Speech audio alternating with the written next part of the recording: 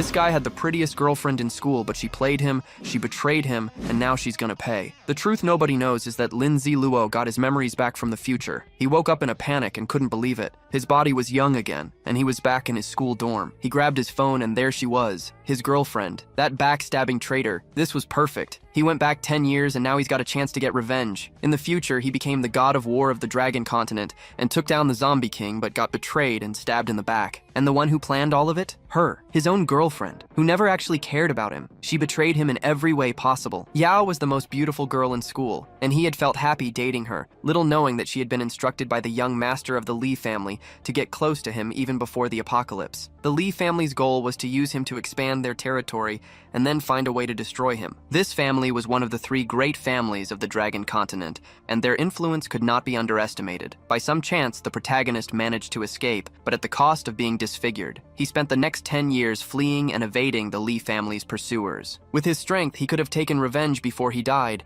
and he wished Yao had not been under their protection. Now that he has been reborn, the apocalypse has not yet arrived, and Jinghan is not his girlfriend, so he can get rid of her beforehand. Opening the messages on his phone, he sees a notification. Yao Jinghan says she will not be able to celebrate his birthday because she has to work and apologizes. Reading about private lessons, he knows it is an excuse to meet with the young master of the Li family, remembering that in his past life, he received a homemade movie of the 2 of them as an unforgettable birthday gift. The protagonist then asks to meet her in an abandoned warehouse since she will be busy at night. The girl asks why they should meet there, and he replies that he needs to deliver a surprise. He did not know why Li Haobo had hated him so much in his past life, and suspected it was because of his father, who was no longer even alive. Back then, he had been eager to spend his birthday with her and was humiliated with the video. Now that he has been reborn, he will not miss the chance to become strong and will not let the tragedy repeat itself. Suddenly, the sky turned red, looking frightening to anyone who stared at it for too long. A person on the street commented that they had heard it was a natural phenomenon that occurred every 5,000 years. He, however, knows that the red-painted sky is the sign that the apocalypse game is coming. At 7 o'clock, the apocalypse will corrode reality, and the world will become a grand game, and he wonders how many people will manage to survive. After that, he goes to the abandoned warehouse and enters. His girlfriend was already waiting for him and asks him to hurry up, as she needs to go to work. Lin gives a fake smile and says she doesn't need to be in a hurry, as he will give her the surprise right now. The girl starts to complain about the silence and threatens to leave,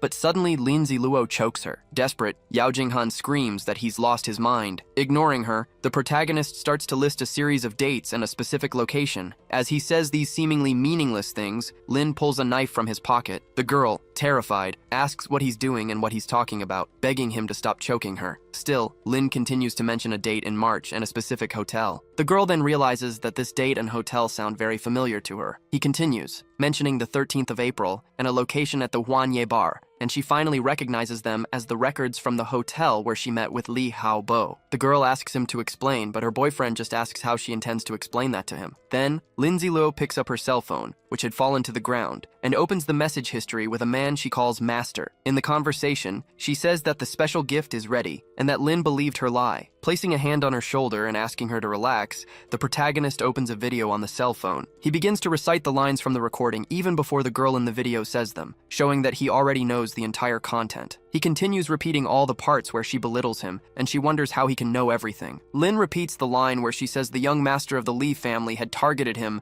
and she understands that the video was recorded to entertain the so-called master. In the video, she says that if it weren't for Lin, she would have never been noticed by the family's master, nor would she have achieved her glory. Finally, after humiliating him in various ways, she thanks Lin Ziluo. Still choking his girlfriend, he asks if she's curious about how he knows all this. Shortly after, he lets her go and says she can think about it in hell. At that moment, the protagonist screams at her and attacks her with the knife, managing to knock her to the ground and eliminate her. Then, he collapses heavily to the ground and thinks about the last 10 years that have passed. He begins to cry with relief after the 10 years of suffering he had to endure because of her, repeating to himself that he has finally gotten his revenge and laughing non-stop. Even so, he states that it still wasn't enough. He thinks that, after all, Li Haobo is still hiding in his mansion, and the Li family is in the capital. Suddenly, a system congratulates the boy for being reborn and announces that the apocalypse game has begun. He finds it strange, as he knows the game wasn't supposed to start before 7 o'clock, and it's still 6 in the evening. Furthermore, he had never heard of the Golden Finger system. The system announces that it's failing to crack the game to give the protagonist a better experience. As the system binds to his body, it asks Lin to draw the first super golden finger. After the reading, the system congratulates him for obtaining the drop rate. This means that for all the zombies he defeats, the item drop rate will increase to 100%,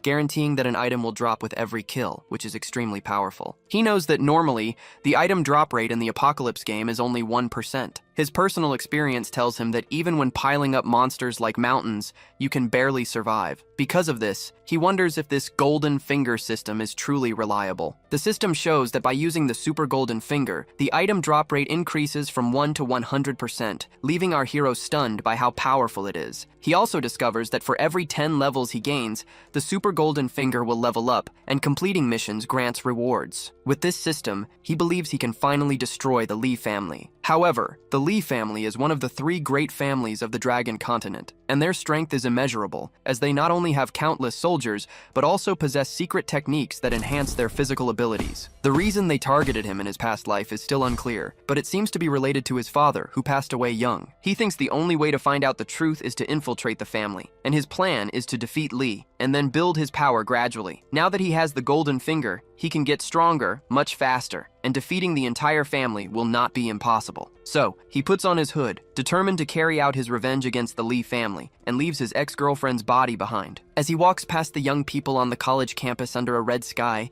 he notices 2 lovers and knows that soon they will be pitted against each other in the apocalypse. Arriving at a hotel, he asks for a room for an hour, as well as water and bread to stock up on food, in case the golden finger isn't reliable. The hotel manager quotes the prices for each of Lindsay Luo's requests. With the money in hand, he asks him not to call for any technicians. Then, he lies down in his room and notices it's 5 minutes to 7 in the evening. He remembers that in his past life, technician number 3 became the regional zombie boss, and that he eliminated her after she transformed. This time, he wants to strike first to get the reward, level up quickly, and see if the system really works. Technician number 3 asks to enter the room, and our protagonist lets her in. The girl enters in inappropriate clothing, saying that Lindsay Luo is handsome, and complains that he hasn't taken off his clothes yet. She says they need to be quick because she has other clients, so our hero tells her to take a shower. Lin smells a faint scent of zombie on her, and knows that in the Apocalypse game, people who are about to turn show signs. Suddenly, he takes his knife from his backpack and walks towards the bathroom door. When he enters, the woman tells him to stop with the tricks and says she can't stand waiting around anymore. As soon as she turns off the shower,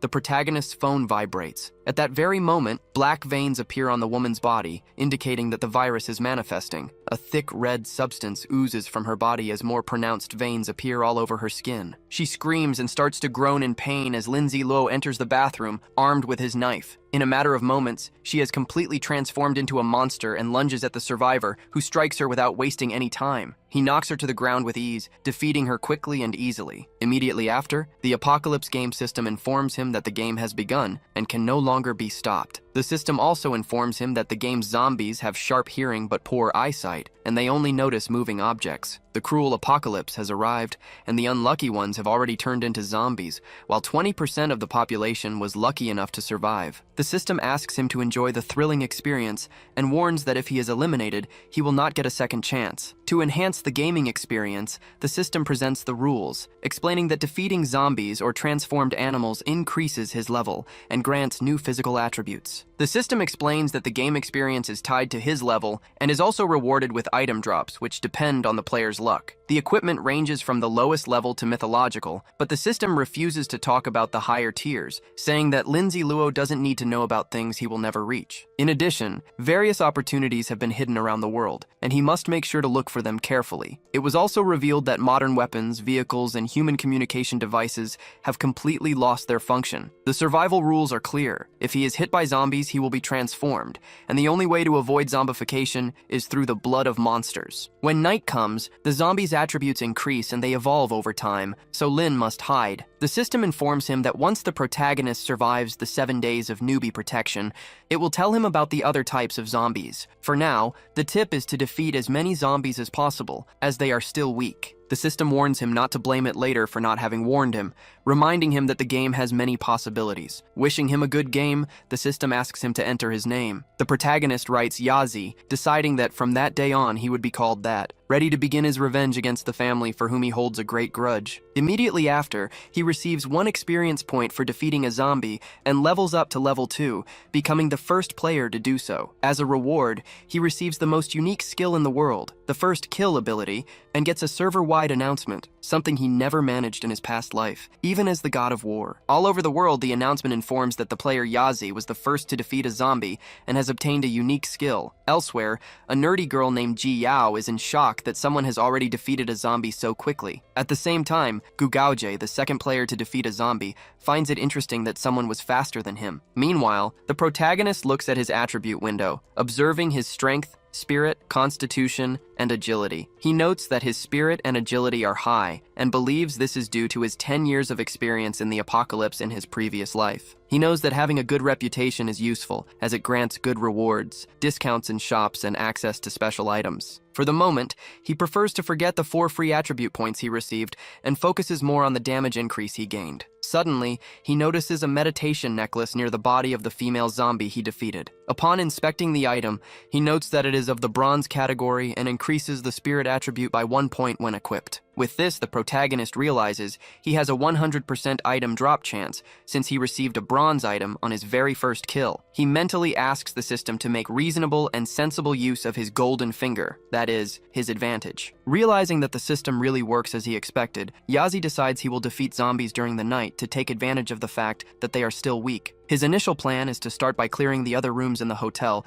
to receive more rewards. As he moves through the place, he hears a strange noise that catches his attention and makes him walk silently to the door of one of the rooms. Upon reaching the location, he begins to turn the doorknob very slowly, but then kicks the door, flinging it wide open. Inside the room, he comes face to face with a muscular zombie. Yazi knows that after transformation, humans retain the traits they had in life, and that one seemed to have been a strong worker. He notices that the zombie's stats are lower than a normal zombie's, so he doesn't worry much. However, to his surprise, the zombie leaps and attacks him with all its might. He ducks and dodges with ease. Then, he attacks with his knife and seems to have defeated the creature. But, surprising him again, the zombie manages to land a punch. Even so, the protagonist presses the knife harder and finally manages to finish off the monster. For the victory, he receives 1 experience point and a gold coin. Linzalo doesn't think his performance was that bad, but he wanted to have defeated the zombie with a single blow. Soon after, he approaches to pick up the item that had dropped on the floor. He receives a food card representing a very delicious sirloin steak. These cards function as supplies and are very precious because when the system shop opens, this item will cost 100 gold coins, making it excellent for the early game. He then opens his backpack and stores the steak card. Meanwhile, he searches through the defeated zombie's belongings and finds a photo of the man with his young daughter, along with a hammer, realizing the creature was once a repairman. Using the hammer he just found, he goes to the doors of other rooms and starts breaking the doorknobs. He even jokes around, pretending to be the police as he kicks the door in. To his surprise, the strategy works, and he barges into the room,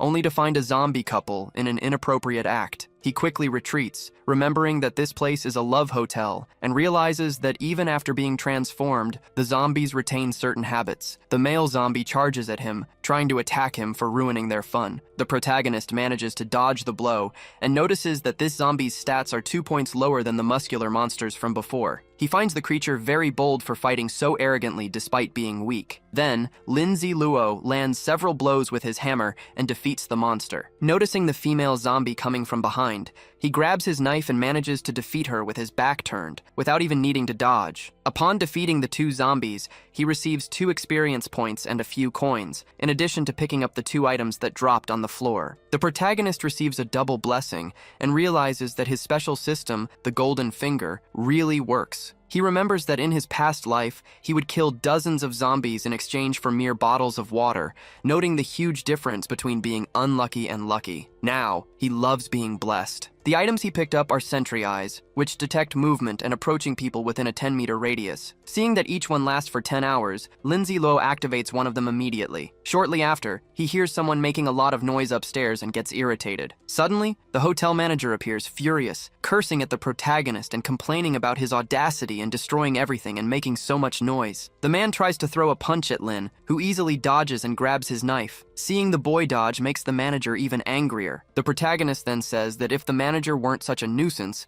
he would have let him get bitten and only eliminated him after an hour. However, he states that he doesn't want to waste his time on trash and would rather defeat a dozen zombies. Thus, coldly and brutally, Lin Ziluo eliminates the man without a second thought. He reflects that to survive in the apocalypse, the one with the strongest hand possesses all the power, and concludes that the hotel owner's fists just weren't tough enough. After that, the protagonist starts knocking on the next room's door, saying he's there to unclog the drain. He continues going from room to room, making up other excuses, like saying he's there to make the bed, or that room service has arrived. However, at one of the rooms, no one opens the door, which makes him think there's another monster inside. Without hesitating, he kicks the door hard and breaks in. The moment he enters with his knife in hand, he notices a large monster with blisters on its back. Despite its size, the creature moves very quickly, forcing the protagonist to dodge immediately. Taking advantage of the dodge, Lin Ziluo places his hands on the floor and kicks the monster. While the creature is stunned, he takes the chance to strike it with his knife,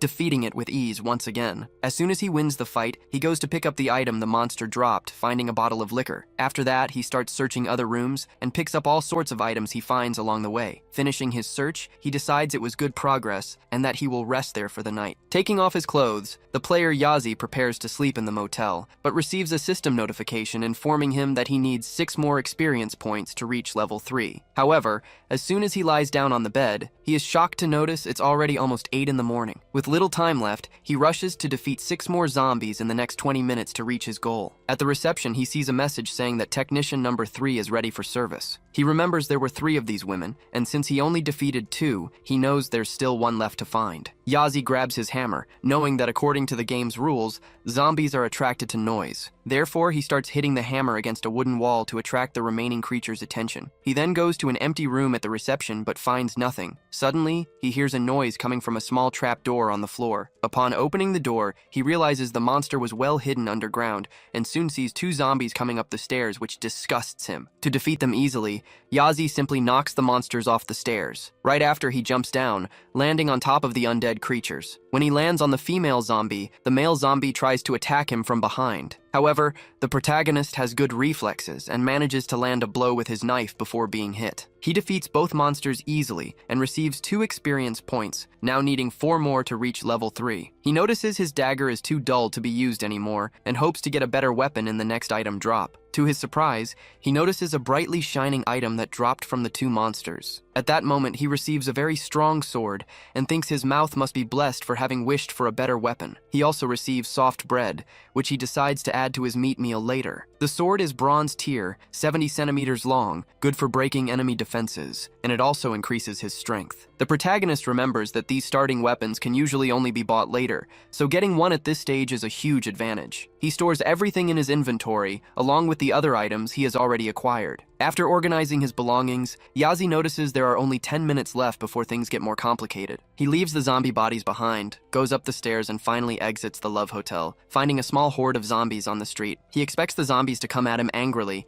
and soon 4 of them charge in his direction, storming the place. However, the zombies simply fall to the ground, and he realizes he overestimated their intelligence on the first day. He recalls that in his past life, he spent the first day in his dormitory wasting time, while some zombies had already reached level 2. As the zombies approach, he uses his new sword to defeat them all at once, receiving 4 experience points and 4 gold coins. With the experience gained, he reaches level 3 and receives a free attribute point. Now he will need 30 points for the next level, and already feels a bit tired. However, his break is interrupted when he notices another zombie approaching, one that seems more intelligent and capable of running on its own. Even so, Yazi defeats it with extreme ease and, upon picking up the reward box, is shocked to see that a skill book has appeared so early in his second life. Finally, after so many battles, the clock strikes 8 in the morning and an alarm starts to go off. At that exact moment, the protagonist notices someone approaching and is attacked very quickly, but he manages to dodge in time. The enemy is a zombie with 10 points in spirit, 15 in strength and agility, and 16 in constitution. Yazi knows that at night, the zombie's attributes increase, making the fight more difficult. To make matters worse, the creature's power will reach its peak within a minute, which worries him, as he needs to defeat it before it gets even stronger. The hero advances with his sword and tries to land a slash on the zombie's neck, but the blade gets stuck and fails to pierce its skin. With trembling hands, he watches the zombie stand still, not reacting, keeping the sword trapped. Realizing the danger, Yazi jumps back, takes a hammer from his inventory, and hurls it at the creature, shouting for it to be eliminated. The hammer hits the monster's face, giving Yazi the chance to finally free his sword. The hammer's impact, however, makes the monster even angrier, and it starts running toward Yazi. The protagonist flees to avoid being caught by the powerful creature, continuing to dodge until he finds an opportunity to attack again. He attempts another slash, which is successful this time and knocks the zombie to the ground. Soon after, the hero defeats several other zombies and notices that all their attributes are at their peak. He reflects that without the experience from his past life, and without acting at the right moment, he wouldn't have been able to win. Next, he starts collecting the item boxes dropped by the enemies. It is already 8 o'clock, and the zombies' attributes have increased by at least 50%. The recent fight was noisy, and Yazi knows he needs to be discreet to avoid attracting more of the undead. Therefore, he carries the bodies and stacks them. Using a special item, the eye, he can tell when zombies are approaching, as he will receive an alert. As a precaution, he plants the item in the ground to act as an alarm, warning him if any zombies enter the area. After a while, the protagonist takes a shower to relax and starts opening the other item boxes. He receives a ring of the night, a bottle of water, and 2 more escort eyes, and wonders why items that were so valuable in his past life are appearing so easily now. He examines the bronze ring, which helps him camouflage himself at night, grants 1 more point of agility, and reduces his presence. Next, he picks up the skill book to learn something new, and obtains his first skill in the Apocalypse game, realizing there is no limit to how many he can learn. This is surprising, as the chance of getting such a book is very low. He remembers that an ordinary person only had the chance to obtain a random skill upon reaching level 10 and level 80. In his past life, unlucky people could get a maximum of 3 skills in total, which were often not even useful to them, and even level 60 or 70 players still relied only on their basic class skills. He remembered a player known as the King of Skills, who had 25 in total, and realized that the 10 skills he had in his past life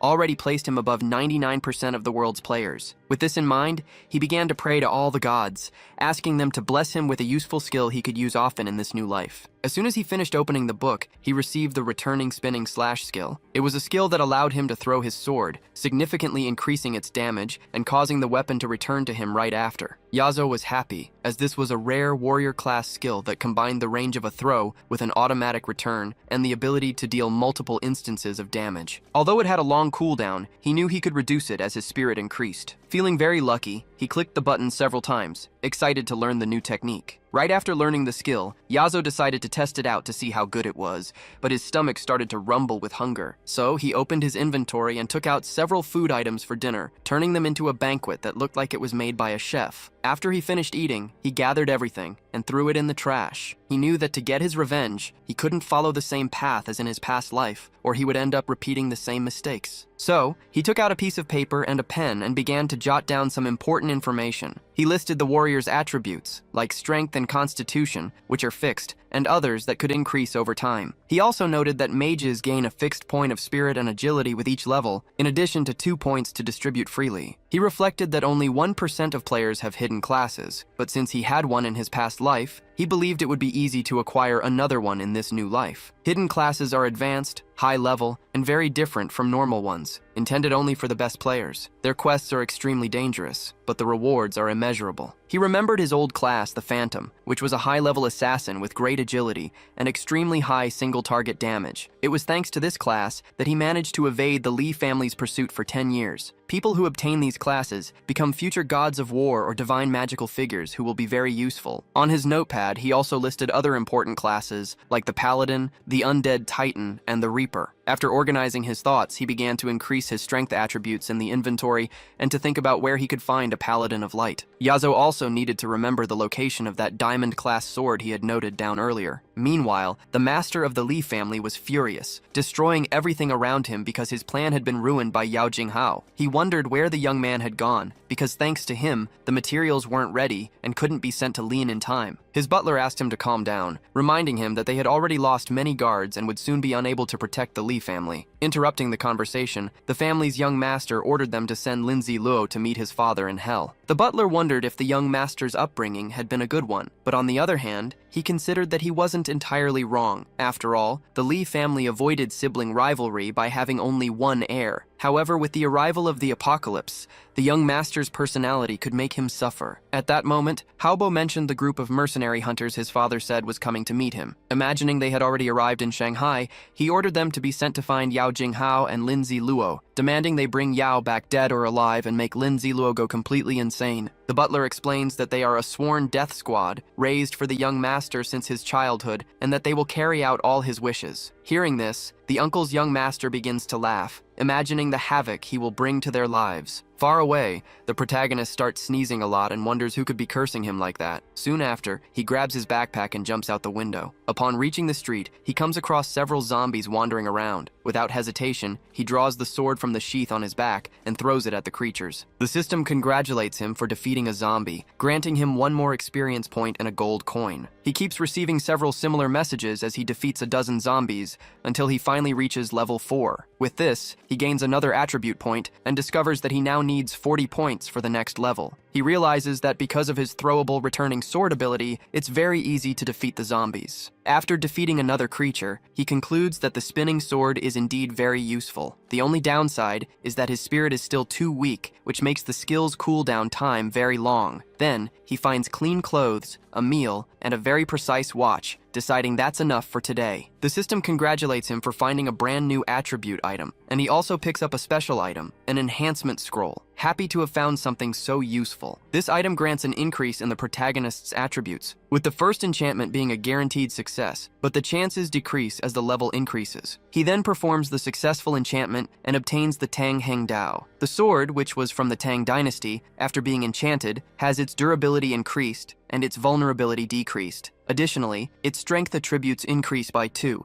and it now penetrates 15% of the enemy's defense with this effect stacking. The protagonist takes the opportunity and goes to the skill tree to increase his strength again. Then he stores his items in his backpack and obtains a new piece of equipment, the hidden mask. By wearing the mask, he can hide his name, level, and other basic information for 30 minutes, and can use the ability twice a day. Yazi wastes no time and puts on the mask to become hidden. After all that, he decides to rest for a bit before moving on, as he has already done too much. He thinks that if he reaches level 5 during the same day, he will be able to do that challenge without having to look for a dungeon. After all, dungeons are very important for gaining experience, food, equipment, and items in the Apocalypse game. Players just need to find one of the many portals that lead to them, which are scattered throughout the city. There are also some special single-player dungeons, which are hidden and offer much more generous rewards. However, he decides to forget about that for now and go straight to the Lee family mansion. At that moment, he takes his extremely precise watch from his backpack and equips it on his wrist. Thus, he leaves behind the trail of zombies he eliminated and sets off on his mission. In the middle of the street, he finds a shop with a heavily reinforced padlock and breaks it with his sword. Upon entering and searching the place,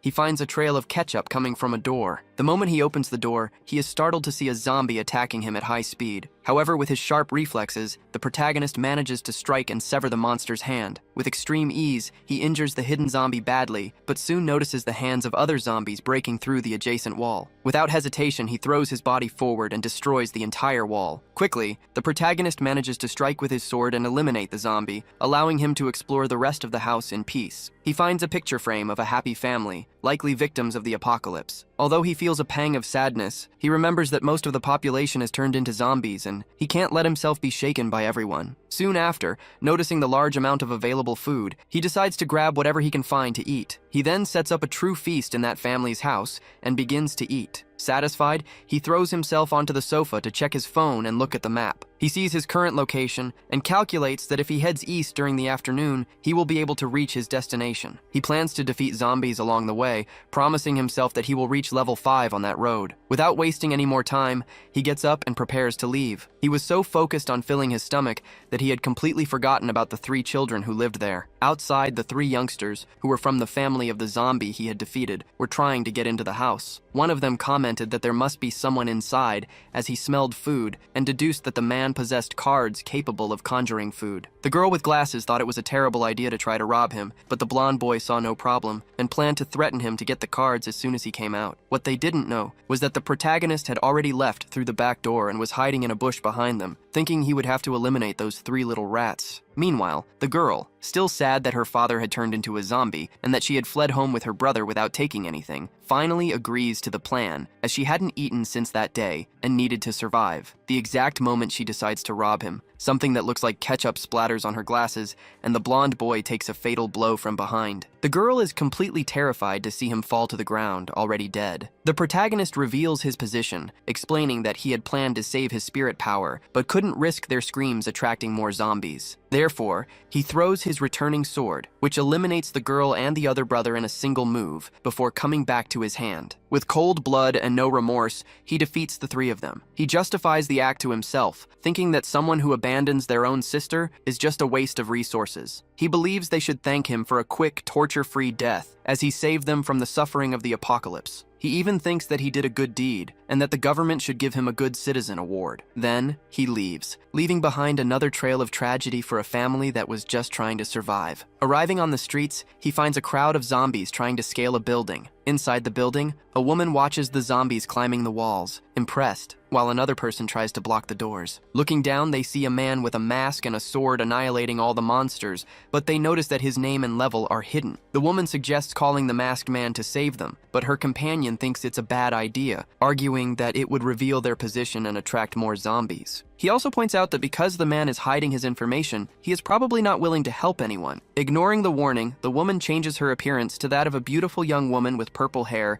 and calls out to him, trying to seduce him into saving her. Upon hearing the call, the protagonist turns around and takes out a tube of toothpaste from his inventory. The girl, irritated, says that even though he has eyes, he doesn't realize she's a famous internet personality with many followers. She boasts that people send her sports cars every day, and yet he is ignoring her. In a fit of rage, she grabs a flower pot and throws it at Yazi, who simply turns his body slightly to the side and dodges the object. Unfazed, she continues to ask to be saved, insisting that there are many zombies nearby and that she is very scared. She even suggests that if he saves her, she can help him with something indecent, believing he is just playing hard to get. In response, Yazi takes a piece of raw meat infected with the zombie virus, an item that makes the monsters relentlessly pursue the bait, and throws it into the woman's apartment. She becomes furious, screaming that she doesn't want food, but for him to take her to a safe place. However, right behind her, a door opens and a dozen zombies invade the place. The monsters start destroying everything and quickly eliminate the girl to get the piece of meat he threw. After her death, Yazi reflects that this is the first lesson of the apocalypse. Trust no one. The most important lesson is to know yourself and not carelessly ask strangers for help. After this event, several zombies start chasing our protagonist down the street. He finally arrives at the Modu Center Stadium, knowing that this is the right place. There are still 2 hours until nightfall, which gives him plenty of time. He believes there must be a silver scale item there because, according to the rules of the apocalypse game, famous city buildings can host special situations like dungeons. In these areas, wild chests can appear that anyone can open, but they are always protected by a boss. The item only appears after the Guardian is defeated, and a silver chest guarantees an item of the same scale. As soon as he enters the stadium, the system notifies him of a mission called 1 against 100. The objective is for the player to prove their strength by defeating 100 zombies of any level, with the reward being a random piece of bronze equipment from the Golden Finger system. Seeing that most of the zombies are probably level 2, he wonders whether or not to accept. The stadium is very large, and his original plan was just to hide among the zombies, grab the chest, and leave. Now, with the appearance of this mission, he fears there might be penalties if he refuses or fails. The system then asks him to be sure of his decision, explaining that the Golden Finger exists to provide a better gaming experience. To his relief, the system informs him that there are no penalties for refusing or failing the mission. In fact, he would even receive a consolation prize of 100 gold coins. Yazi is happy to realize he has nothing to lose, whether he wins or fails. Based on his memory, he knows the silver chest should be in the 3rd floor storage room. With a plan in mind, he decides to go through the side door and fight his way to the emergency stairs on the 1st floor. From there, he will fight his way to the infirmary on the 2nd floor, planning to arrive around 8 o'clock as night begins to fall. He intends to sleep in the infirmary beds for the rest of the night to continue the fight the next day, hoping to reach the 3rd floor by noon. After opening the chest, he will jump from the building's edge to ensure a quick escape. Following his plan, he breaks the lock to enter the basketball court. Inside, he sees a zombified athlete and remarks that it's a good start. He charges at the zombie, cutting it down easily with his sword. Next, he takes out his hammer, marked with a rabbit sign, and smashes the monster's face with all his might. The zombie drops its basketball and is defeated. Yazi then thinks that the athlete probably didn't expect to turn into a zombie in the middle of a game. Seeing the defeated zombie on the ground, Yazi notices it dropped an item that catches his eye. Upon picking it up, he receives a key and a flash grenade. The bronze-grade grenade is a unique item that emits a powerful light, blinding anyone who looks at it. Yazi finds this very useful, as he plans to go to his family's mansion the following night. After putting the grenade in his backpack, he examines the Modem Stadium Master Key, thinking that with it, he can avoid the noise of breaking down doors, which would attract more zombies. Arriving at the next door, he uses the Master Key and manages to open it without making a sound. Inside, however, he comes face to face with several zombified table tennis athletes. Yazi crouches down to count them and realizes there are 17 in total. He notes that these zombies have attributes similar to his own, and that a normal person would have a very hard time facing them. However, with his approach, he believes it will be easy to fight all 17 of them. The hall door is closed, but he knows that if he makes too much noise, the zombies outside will get in. Therefore, his plan is to defeat 2 zombies first to reach level 5, and then use a strategy to deal with the remaining 15. He approaches one of the zombies from behind and eliminates it instantly with a strike from his sword. However, the other monsters notice their companion fall and turn around in a rage, charging at Yazi. Already prepared, he manages to defeat 2 zombies at once with a single slash. Next, he takes a few steps back and jumps, using the momentum from his descent to land another blow with his sword, defeating 2 more and earning 2 points and 3 gold coins. With that, he finally reaches level 5 and gains another attribute point, now needing 100 experience points for level 6. Yazi increases his constitution and climbs onto a table to get a better view of the scene, promptly kicking a zombie in the head that was trying to bite him. Meanwhile, a person hidden inside a locker watches the whole scene, terrified. He gets very scared when a zombie falls near his hiding spot. Soon after, other monsters are thrown against the locker door, leaving marks. Seeing the silhouettes, he believes they are defeated zombies, and concludes that the player fighting outside must have many resources. He then realizes he can take the monster's remains and turn them into resources for himself. His plan becomes to lure more zombies to the location so that the player will defeat them all and he can take advantage of the situation. Yazi was already tired, and his body trembled from the effort of the fight. He realized that the zombies' roars were attracting the attention of other creatures outside, who were now trying to break down the gym door to get in. Yazi decided to stay quiet, but he didn't know how long the door would hold. He planned to make a strategic retreat as soon as he defeated the remaining zombies. Just then, 4 more zombies leaped on him, trying to devour him. Yazi spun in the air, knocking 3 of them down and preventing them from biting him. He landed on his feet, already preparing to face the dozen zombies still approaching. With a single attack, he pierced 3 of them at once, eliminating them with ease. After defeating all the zombies that were there, he became extremely tired and sat on the floor. As a reward, he received a stamina potion that, when drunk, immediately recovered 20% of his energy and restored another 5% per minute. The potion had a 30-minute cooldown, but the protagonist drank it without a second thought. Next, he threw his sword over the ping-pong table to defeat other zombies and began to pick up the items dropped by the monsters. He got a spiked bracelet, a magically enchanted item whose ability summons a row of spikes from the ground to knock down enemies. As soon as he put the bracelet on his wrist, more zombies broke down the door all at once. Seeing the moment was perfect, the protagonist waited for all of them to get closer, did a backflip, and slapped the bracelet. Instantly, the ability summoned a row of giant spikes from the ground, which pierced and defeated all the zombies at once. Yazi was surprised by the ability's power. After all, only a level 20 mage could do something of that level. Just then, a surviving zombie tried to jump Yazi from behind, but a giant spike hit it. Realizing that several zombies had been eliminated at once due to this ability, the system notified him several times that he had gained a lot of experience points. The system also informed him that, after being used, the spike ability would have a 24-hour cooldown. It was explained that when an item-linked ability is used for the first time,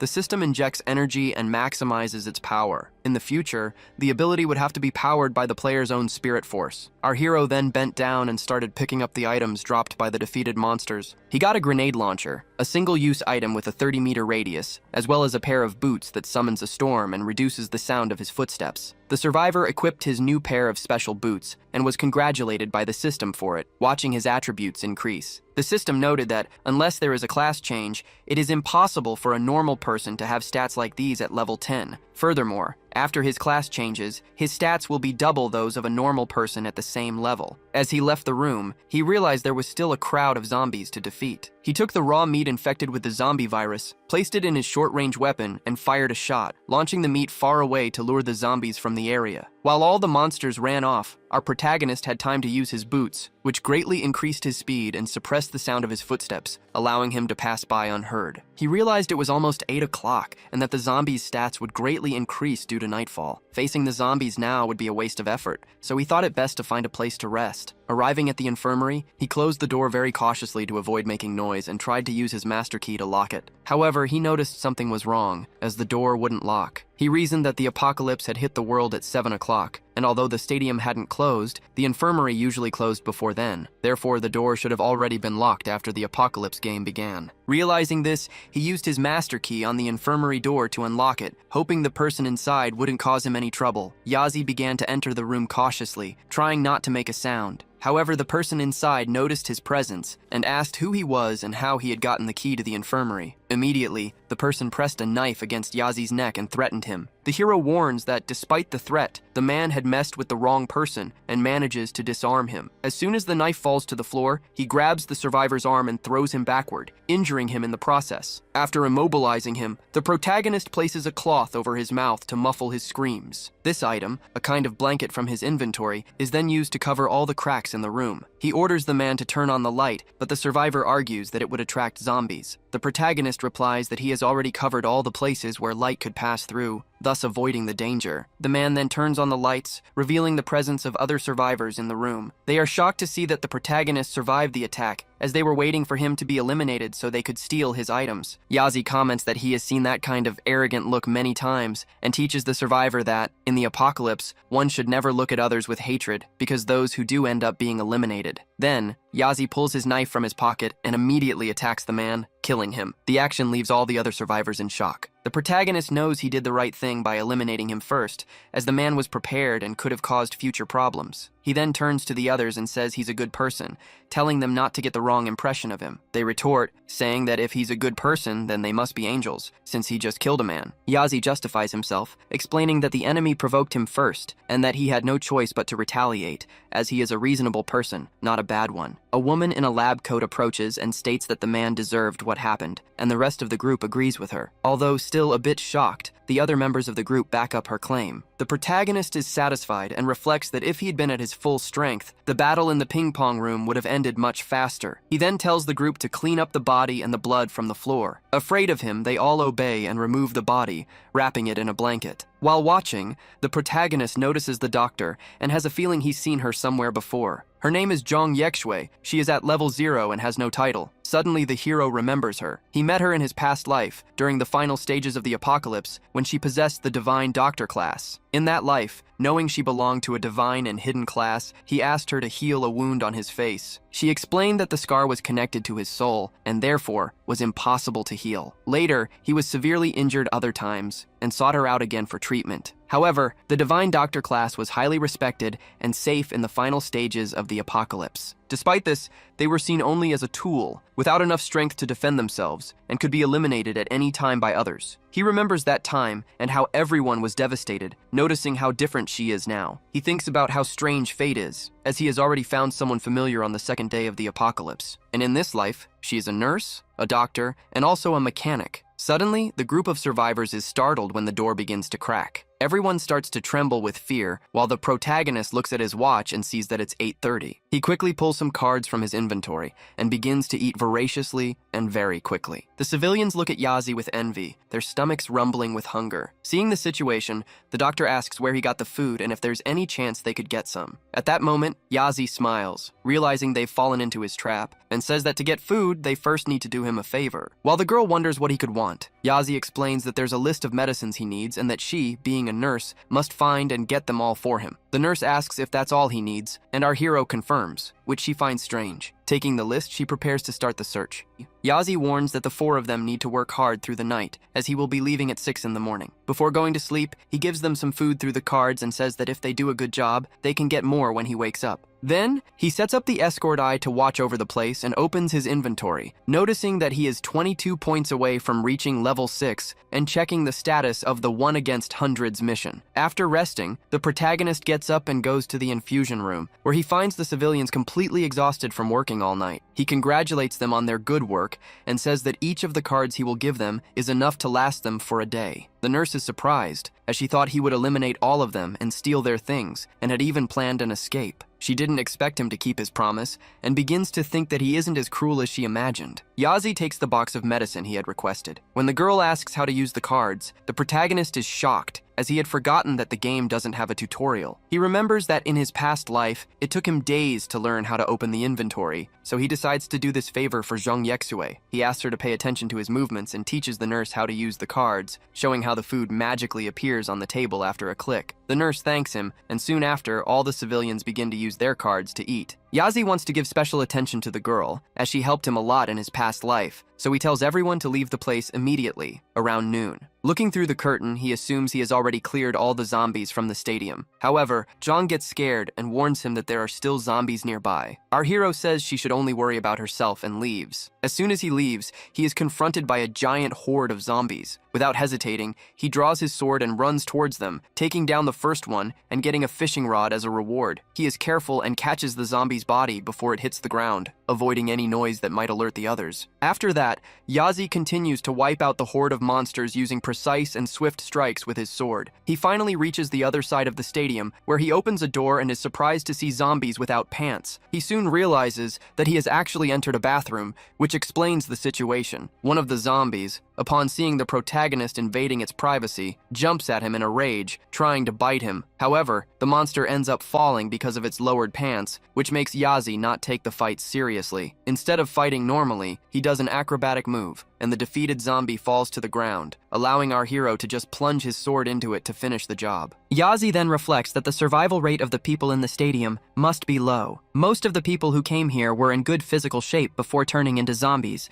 and their stats grew even more after the transformation. He notices that there are also zombies in the women's bathroom, and concludes that there must be no one left alive in the place. Even in the midst of the apocalypse, he feels embarrassed and hesitates to enter the women's bathroom. Finally, he closes his eyes, opens the door, and realizes the place is completely empty. However, he hears the sound of 1 or 2 zombies coming from one of the stalls. As soon as he opens the stall door, he comes across 2 zombies in the middle of an inappropriate act. The moment the zombies notice the living human, they get angry and attack. However, the 2 of them slip and fall to the ground together, and are eliminated by Yazi with a single sword strike. For defeating the level 2 zombies, he gains 4 experience points and 5 gold coins. Next, he starts searching the pocket of one of them, looking for something. As he expected, the zombies were indeed human, and apart from their brains, the rest remained similar, including the bad habits they had in life. Noticing the height of the 2 zombies, he comes to a conclusion. These 2 are an infamous zombie couple, well known in the Apocalypse game. In his other life, this couple was discovered in the stadium, and was known for being inseparable and having great synergy. In terms of strength, they were second only to the zombie emperor, and if they fought together, they could even hold off a war god or the emperor himself. Yazi didn't expect these 2 to be so unlucky as to be defeated by him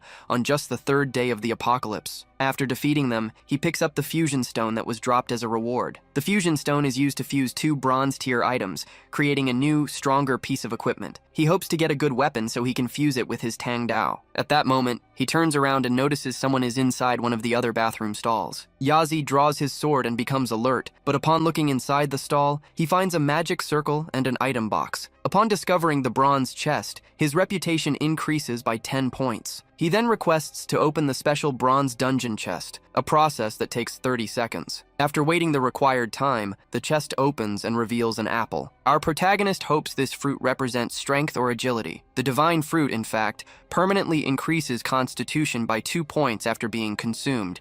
These fruits are rare for level 6, and for players of other levels, the increased stats are unknown. If 2 people from the same team consume the fruit, the stats can be split, giving 1 point to each. Our hero goes to the sink, cleans the fruit, and then bites into it. When he swallows, his eyes light up as the fruit is delicious. A notification appears, confirming that Yazi has eaten the fruit and that his constitution has permanently increased by 2 points. After this, he takes a long, heavy carpet from his inventory, commenting that the stadium has surprised him in many ways and that he is looking forward to the zombies he will encounter ahead. As soon as he reaches the street, he notices a crowd of zombies running very fast in his direction. Immediately, Yazi throws the heavy carpet on the ground, causing the zombies to step on it without making a sound. Because of this, their footsteps are muffled, which prevents alerting other monsters in nearby places. With the noise contained, our hero begins to eliminate the monsters, receiving experience points and gold coins. The zombies are now level 2 and grant more experience, which helps him finally reach level 6. In addition, he obtains resource cards after defeating 2 more zombies and also receives a super blinding light grenade. His strength increases to 19, and he notes that he has already eliminated 62 out of the 100 zombies required to complete his current mission. He also received a new item from the bronze grade, the strongest one yet, a pair of lion-patterned bracelets. These bracelets are imbued with the power of a lion, increasing the user's strength and constitution, as well as inflicting intimidation on the enemy. This effect decreases the target's body coordination, preventing them from being able to use their abilities. Realizing he can only equip one piece of equipment at a time on each body part, Yazi decides to put on the bracelets, which increase his strength by 2 more points. Next, he slowly opens a door and finds several bodies of eliminated people. He reflects that common zombies have no abilities. They just bite humans to turn them into monsters as well, and only feed on brains when in a state of frenzy. Seeing the scene full of bodies on the floor, he imagines that a zombie boss is responsible. These bosses are stronger than zombies of the same level and treat humans purely as food, even feeding on their own kind to satisfy their hunger when no more humans are around. He then considers a second type of monster, animal zombies. The probability of encountering them is low, and it happens more often in strong animals since creatures like mosquitoes do not survive zombification. Animal zombies are attracted to humans and feed on their brains, but they also hunt other zombies. Noticing several cuts on the bodies on the floor, he concludes that it is probably a zombie cat. Yazi hates zombie cats, as they have keen hearing and senses, and they surely already know he's in the area. He wonders if the monster is planning an ambush or a direct attack. Using his own senses to find the zombie, he can't locate it to avoid the trap until he feels a spark that indicates the monster's proximity. Suddenly, our protagonist is caught by surprise and attacked by the zombie cat, but he manages to dodge just in time to avoid a slash. In response, he immediately throws his sword at the creature. The zombie cat is a bronze category level 9 with 21 strength and sharp claws. Our protagonist realizes it's a prefixed zombie cat, which means it's an entity-level boss. Its special talent is its sharp claws, which tear the wound and reduce any healing process by 40%. Additionally, the cat's gaze can lure the enemy into a terrible illusion, and the resulting fear decreases the target's stats. Our hero understands he's facing a high-level boss, with strength and agility that surpass his own. He thinks that the ability to reduce healing and increase damage is exactly what's expected from a boss in the Apocalypse game. This means that if he gets injured once, that part of his body will be difficult to heal for the rest of the battle. Despite the danger, our protagonist smiles, ready to use all his battle experience to destroy the zombie cat. As soon as the monster starts coming at him, he gets ready. Immediately, the system alerts him that he has encountered an extremely strong bronze-grade monster and that the mission is to defeat it. The notification explains that it's a stray cat with a special talent that lived on the 3rd floor of the stadium, where people who liked animals used to bring it food. With the apocalypse, the cat was infected and transformed, starting a massacre in which its sharp claws slashed the same humans who had helped it before. The original mission required him to eliminate the cat to earn 100 reputation points, 200 gold coins, 1 item, and 100 experience points, all within 8 hours. If he failed, the penalty would be the loss of 1 level and 1 point in all stats permanently. However, the Golden Finger system detects the mission and optimizes its parameters, maximizing the rewards to 300 reputation points, 500 gold coins, and a special item. Furthermore, the completion time is increased to 24 hours, and all penalties are removed. Our protagonist is in shock as he realizes this is no longer the Apocalypse game he knew, nor the same system that had wronged him countless times in his past life. Back then, every mission was extremely difficult, and the penalties for failure or refusal were severe. For an ordinary person, with an item drop rate of only 1%, the rewards might have seemed decent, but facing a level 9 bronze boss in the early days would be impossible without a huge team. Even with dozens of people, the reward would be maybe 50 coins, which was practically nothing. Now,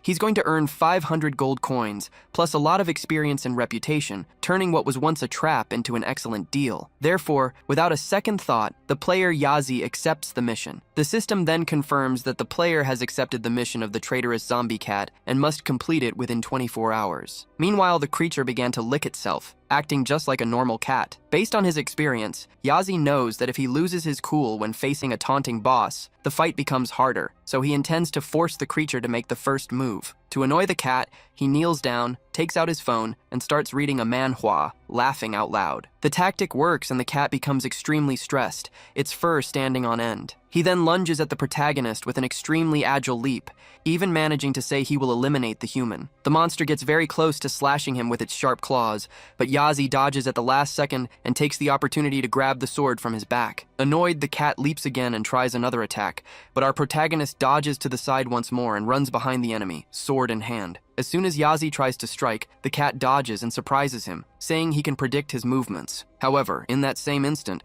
the protagonist manages to cut the cat's claws, something he wasn't expecting. The creature becomes extremely irritated by the pain and says that this is unforgivable. Our hero just mocks him for losing his claws and challenges him to attack again. Furious, the cat starts to scream and finally uses its special ability, the terrifying gaze. Yazi realizes he has been pulled into an illusion by the zombie animal's eye ability, seeing the cat in a monstrous form and surrounded by several lost souls. However, since he spent 10 years in the apocalypse, a mere illusion with a horde of zombies isn't enough to terrify him. He simply says the cat is not worthy and shatters the illusion with his willpower, sending the monster flying away. With the spell broken, the cat falls to the ground and starts running in desperation. Seeing his chance, our protagonist uses the whirlwind sword skill and throws his weapon toward the fleeing monster. Upon eliminating the cat, Yazi completes the mission and receives all his absurd rewards. Immediately after, it is announced to the entire server that he has not only defeated the bronze class boss, but has also reached level 7. The news generates diverse reactions among the other players. One of them gets annoyed, wondering who this person is and why so many announcements about him appear on the server. In contrast, a girl is happy for her great friend and asks when he will arrive at the location to marry the princess. A third player, however, doesn't want to be bothered by this type of announcement and simply thinks Yazi is an attention seeker. Meanwhile, in a high-rise building, a man drinks wine and reflects on the news. He knows that the name Yazi is involved in the mythology of the Dragon Kingdom, which leads him to believe the boy is someone important. He considers that if an expert like Yazi were willing to join his group, their strength would increase drastically. After the announcement of Yazi's victory ends, the protagonist realizes it has caused a great commotion and that he will probably have to hide his face from now on. To rest a bit, he clicks on a chair in his inventory, which materializes in front of him. He reflects on the battle, remembering that the zombie cat's stats were higher than his and that it took a lot of effort and mental power to defeat it. He recognizes that defeating a bronze class boss alone and without taking any damage is a very advanced feat. Therefore, he understands that if he encounters a higher tier boss next time, the situation will be a huge problem. The system congratulates him for receiving a server-wide announcement and gives him the rewards. He receives 3 attribute points, 1,000 gold coins, and 1,000 reputation points. Upon opening his game panel, he notices that he now has a total of 2,000 reputation points, 5,000 gold coins, and 4 available attribute points. In addition, he has also gained more space to store items in his inventory. He also obtained a unique title for being the first person to eliminate a bronze class boss in the Apocalypse game. This title increases all his stats by 2 points, and against normal bosses or those below the bronze class, their attributes are decreased by 5%. The system informs him that player Yazi can choose to exchange his first kill title for the new bronze class Annihilator title. Our surviving hero decides to make the switch, and the new attributes he gains from it will take effect in 1 hour. With his current stats, he concludes that if the zombie cat were to revive now, he could defeat it again more easily. He then wonders how powerful his attributes might become when his class finally changes. 30 minutes pass, and the protagonist receives a special item from the zombie cat, a horn. By blowing the horn, he can summon the sharp-clawed zombie cat and control it for 30 minutes. Realizing it's a summoning type item,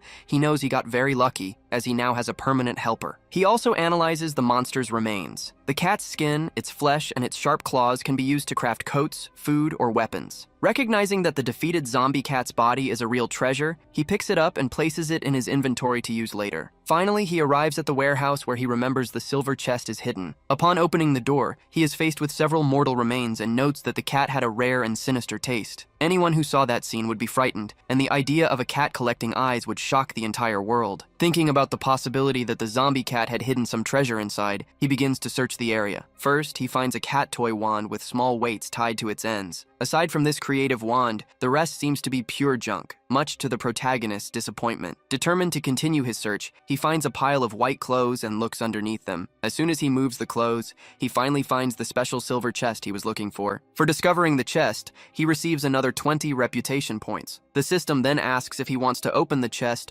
warning that the process will take 60 seconds, and our protagonist immediately accepts. Finally, upon opening the chest, he receives a bonus that increases his inventory space. In addition, he gains 50 experience points, a new skill book, and a white cape with wings. He is impressed to see that the skill book is a silver class item. The chest also contained 2 explosive swords for the warrior class, which allow the user to land 2 attacks and then generate an explosion. He thinks the skill is good, as it was exactly what he needed for his warrior playstyle, but he recognizes that it is difficult to use. A novice would have difficulty executing a 2-hit combo with critical damage, but he feels confident that he can do it. Immediately after, the system detects the explosive double slash skill and asks if he wishes to learn it, to which the protagonist replies, yes. After learning the skill, he picks up the white cape with wings to examine it. The silver class item is a fabric made with feathers from various rare birds, which increases agility by 2 points. Because of a special spell on the cape, it also allows him to glide a little, enabling him to fly slowly and hover in the air after jumping or landing. Yazi is impressed with the cape and its abilities, so he equips it immediately. He realizes that he benefited greatly from the fight against the zombie cat. Originally, his only goal for the night was to get rid of Li Hao Bo, but that goal now seems small. He decides he wants to get rid of the entire Li family. With that in mind, there is only one task left to do. Complete the 1 versus 100 mission from the Golden Finger system. To begin, he approaches a door and knocks on it, attracting the nearby zombies. Then he drops some feathers from his cape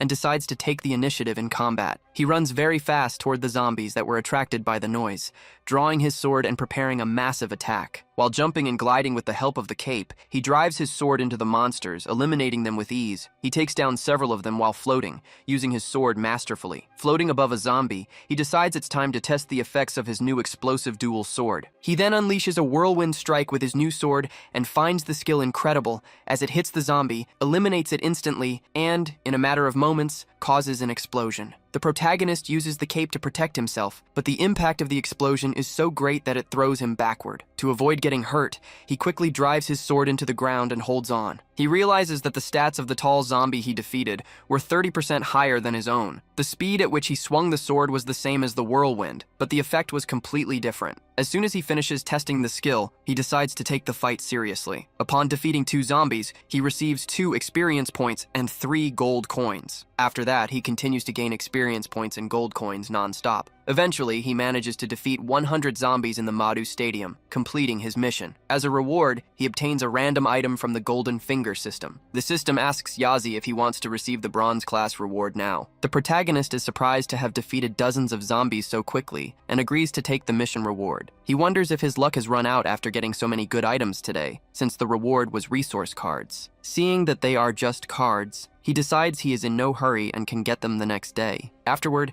he rereads the system message about getting a bronze class or golden finger item and decides to take the equipment first, saving his luck for the golden finger item. Yazi believed that saving the most important thing and leaving his luck for last usually yielded better results, so he proceeded to obtain the bronze category item. He received the vampiric ring, which transforms damage dealt into stamina for himself by draining it from the enemy. Yazi considered this attribute of draining damage and converting it into stamina to be very rare. Because it was such a good piece of equipment, he became afraid of getting a bad item from the golden finger. The system then explained that every normal gold finger item has a practical effect and is guaranteed to aid the player. Because of this, our hero decided to get the random item. The system started drawing the item and surprised Yazi by giving him auto loot, an ability that let him automatically pick up items dropped by the zombies he defeated. Now he could collect items and receive them automatically at the same time, which relieved him, as he had been worried that the high item drop rate might hinder him. Next, he asked the system if this ability was really level 1. The system confirmed, and said that if he received auto loot again, the ability would level up, increasing its range and unlocking additional effects. Additionally, the Goldfinger missions would be activated randomly based on Yazi's environment and life events. He realized he was lucky, and wondered what the other Goldfingers did, and what kind he would get next time. Soon after, he received other items from the zombies, like a portable charger, food, and another watchman's eye. From that moment on, only the items he obtained would be announced and sorted into categories in his inventory. When he opened his inventory, he was pleased to see that the sorting was detailed and well organized. However, he realized that the fight with the zombie cat and the gold finger draw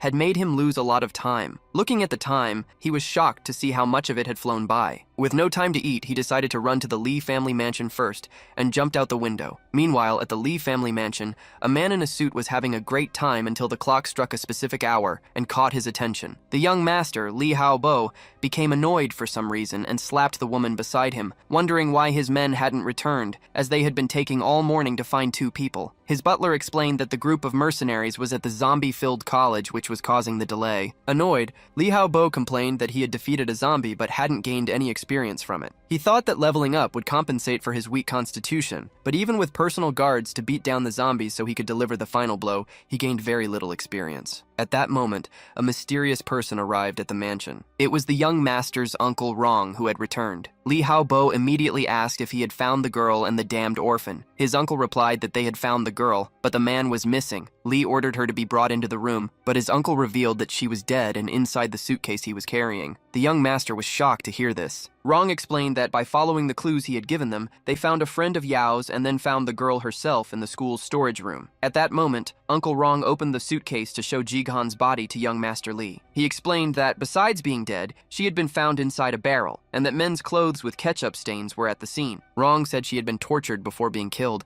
and had injuries in vital areas. He concluded that the criminal must be familiar with the kingdom's acupuncture, as the cuts were precise and tore through the muscle tissue, a torture method that not even a cold-blooded killer would use. Rong wondered what made him think the person behind this was an enemy of Yao and a threat to Lee Hao-bo. Indignant, the young master concluded that the scoundrel who did that to the university student could only be Linzi Luo. Immediately after, he himself found that impossible, as the boy was an orphan who wouldn't have the strength for such an act. Besides, he hadn't sent the surprise video and would have no way of knowing that Yao was cheating on him. Upon learning that the young man was Lin Jian's son, Uncle Rong considered that it could be him, perhaps with the help of an accomplice. To face such a powerful assassin, they would need more security than they had. Lee Hao-bo questioned if his uncle wasn't enough. After all, he was one of the 10 masters of the kingdom and also had the group of mercenaries. He then asked for more guards to be brought in, and his uncle agreed, telling the young master to sleep soundly. Rong stated that he didn't mind sacrificing himself to protect the family. Meanwhile,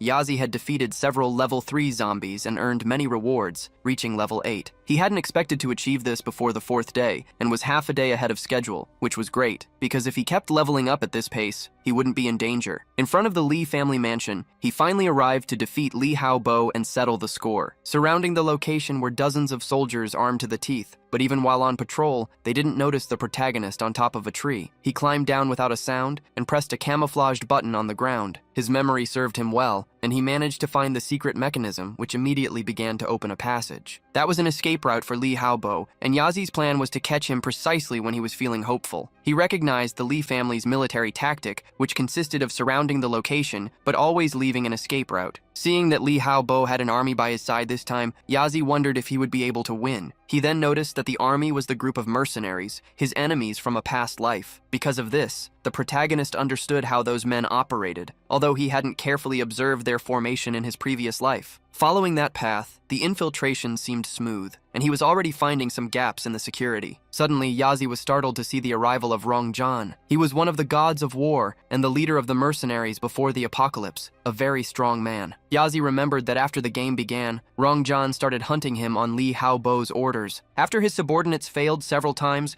Rong acted on his own, forcing the protagonist into desperate situations and becoming his greatest enemy in the other life. However, Yazi had also greatly humiliated him, pretending to throw himself off a mountain to trick him and escaping from him multiple times. This caused Rong to lose his title as a great hunter and become a great humiliation himself. This was a true meeting of enemies who felt immense anger toward each other. Rong almost saw him, but Yazi acted quickly and hid behind a pillar. In this confrontation, he was certain he could kill Rong Zhan and eliminate a vital weapon of the Lee family, which would greatly increase his chances of finishing them all off. The protagonist then put on his mask to hide. The moment Rong and the mercenaries looked in the direction of the pillar where he was, Yazi was already camouflaged. At that instant, a mercenary announced that Hao-bo wanted to see his uncle. Realizing he couldn't miss this opportunity, Yazi left the area as quickly as possible. Rong sensed a presence behind the pillar and began to wonder if he was being overly vigilant. Even so, he ordered the mansion's security to be strengthened, as he didn't want to allow anyone to leave there alive. The hours passed, and when it struck midnight at the Lee family mansion,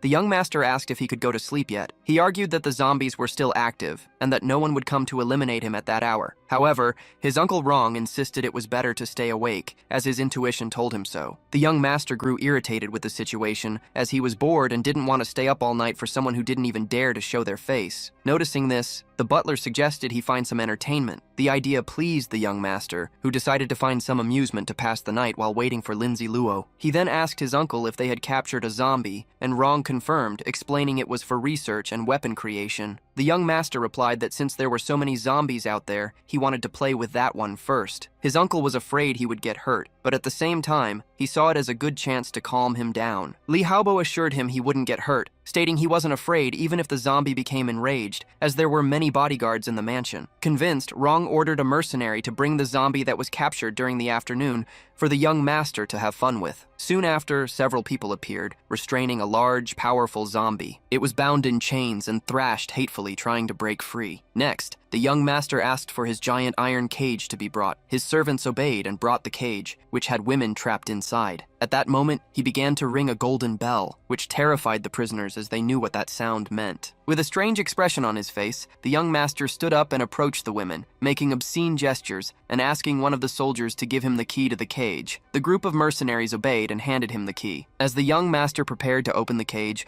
other men pulled the zombie closer and removed the iron mask covering its mouth. He told everyone to calm down and wait for the person who would unchain the zombie's feet and put it in the cage. That's when a person intervened, saying that this was too cruel and asking why he didn't just let the women go. Seeing the master's furious reaction, one of the staff quickly apologized, explaining that he was a new recruit and didn't know what he was saying. Li Haobo turned to the recruit and asked why he was telling him what to do. The other staff member begged the master to forgive him and spare the new boy's life. Ignoring the plea, the young master remarked that it had been a long time since anyone had dared to challenge his authority. He then asked if the recruit, named Wang Dahu, knew how to fight and ordered his soldiers to restrain him. The men obeyed and immediately started throwing punches at the newcomer. To everyone's surprise, the recruit managed to block the punches of the two men without taking a single blow to the face. The display of strength made Uncle Rong find him interesting. The mercenary whose punch was blocked was in shock, unable to believe he had lost to a recruit in a contest of strength. Feeling humiliated, he shouted that the newcomer would pay with his life and called two other mercenaries to help him take him down. The other mercenaries commented that the man, nicknamed Gorilla, was wasting his time with women, which was why he had been bested by an untrained guard. Then, they grabbed the recruit and pulled his arms behind his back, immobilizing him. With the newcomer defenseless, Gorilla charged forward and landed an extremely powerful punch on his face. He repeated the blow several times, while other people begged him not to kill the young man. The request was made by the young master himself, and his men intended to obey. He said that since Wang wanted to protect the women, he would let him watch as they were eliminated. So, the men placed Wang in front of the iron cage, just as they were releasing the giant zombie's restraints. Soon after, 3 mercenaries pushed the creature into the cage using clubs. The women were terrified when the zombie entered without chains. Drooling with hatred and without wasting any time,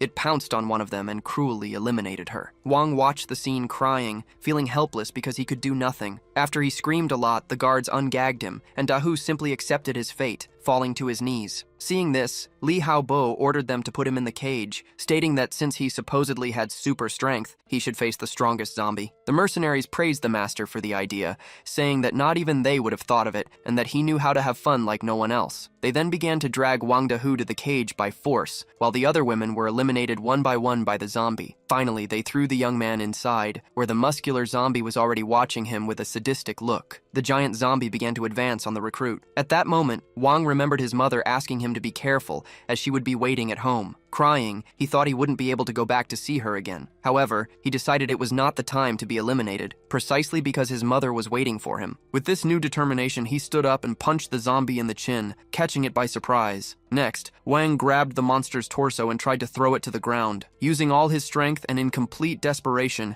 he managed to throw the zombie against the iron bars. Suddenly, blood started coming out of his mouth, and he didn't understand what had happened. It was then that he realized the zombie had dug its claws into his abdomen, leaving him severely wounded. The young master, watching from the outside, found the scene very exciting. Even injured, the boy did not give up the fight. He held the wound with one hand while punching the monster with the other. At the same instant, Wang fell to the ground. The zombie also fell, defeated. On the ground, Wang began to cry, mentally telling his mother that he was wrong. Uncle Rong commented that it was a shame, while the mercenaries thought he lost too quickly. Suddenly, the young recruit's body began to change, with black veins appearing, his eyes turning red, and sharp fangs emerging from his mouth. While all this was happening, the protagonist realized the perfect opportunity had had arrived. He approached a guard from behind and silently eliminated him without anyone noticing. Then he stole his clothes, and the disguise worked perfectly. To deceive other soldiers, he said he had seen a man sleeping when he was arriving there. The guards began to complain that the leaders were having fun while they did the hard work of protecting the doors. The protagonist, being honest, agreed and said that the leaders didn't treat them like humans, but just as disposable soldiers. Suddenly, one of the soldiers noticed that the supposed Adi was taller than usual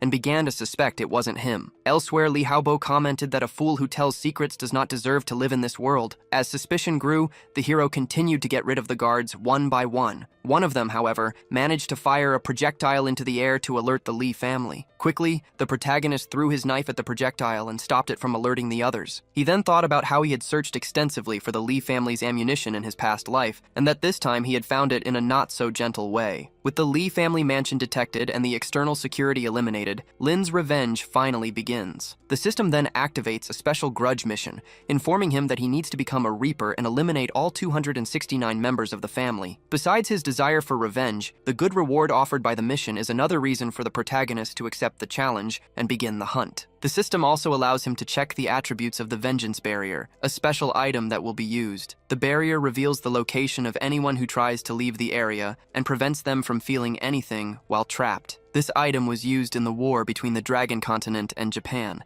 a time when all of Japan was in despair as those who escaped the capital were hunted down. Yazi thinks this will be the perfect day to test how good the item really is. The system congratulates him on starting the mission and wishes him good luck. Suddenly, the elimination counter jumps to 9, even though Lin hasn't done anything yet. Surprised, he runs to the mansion to check what is happening. Inside, the Li family is confronting a man named Crocodile, who has annihilated all the girls, leaving none alive. Crocodile then tells the men of the family that they can play with him, repeating the taunt several times until Rong stands up to take action. Rong had never felt such a murderous aura, one that made his own seem insignificant. The young master of the Li family becomes very scared, realizing they have come to eliminate them. The butler tries to calm the young master, saying he will be fine, as Rong and the mercenaries are there to protect him. They already know the killer is inside the mansion as he defeated all the guards outside. Rong reflects that even if the guards weren't elite, defeating them all alone would make the invader a god. At that moment, our protagonist declares that he is just a human who will be the Reaper for all of them. Immediately, the mercenaries and Rong start to move, searching for Yazi until a flashbang is thrown near them. As soon as the grenade explodes,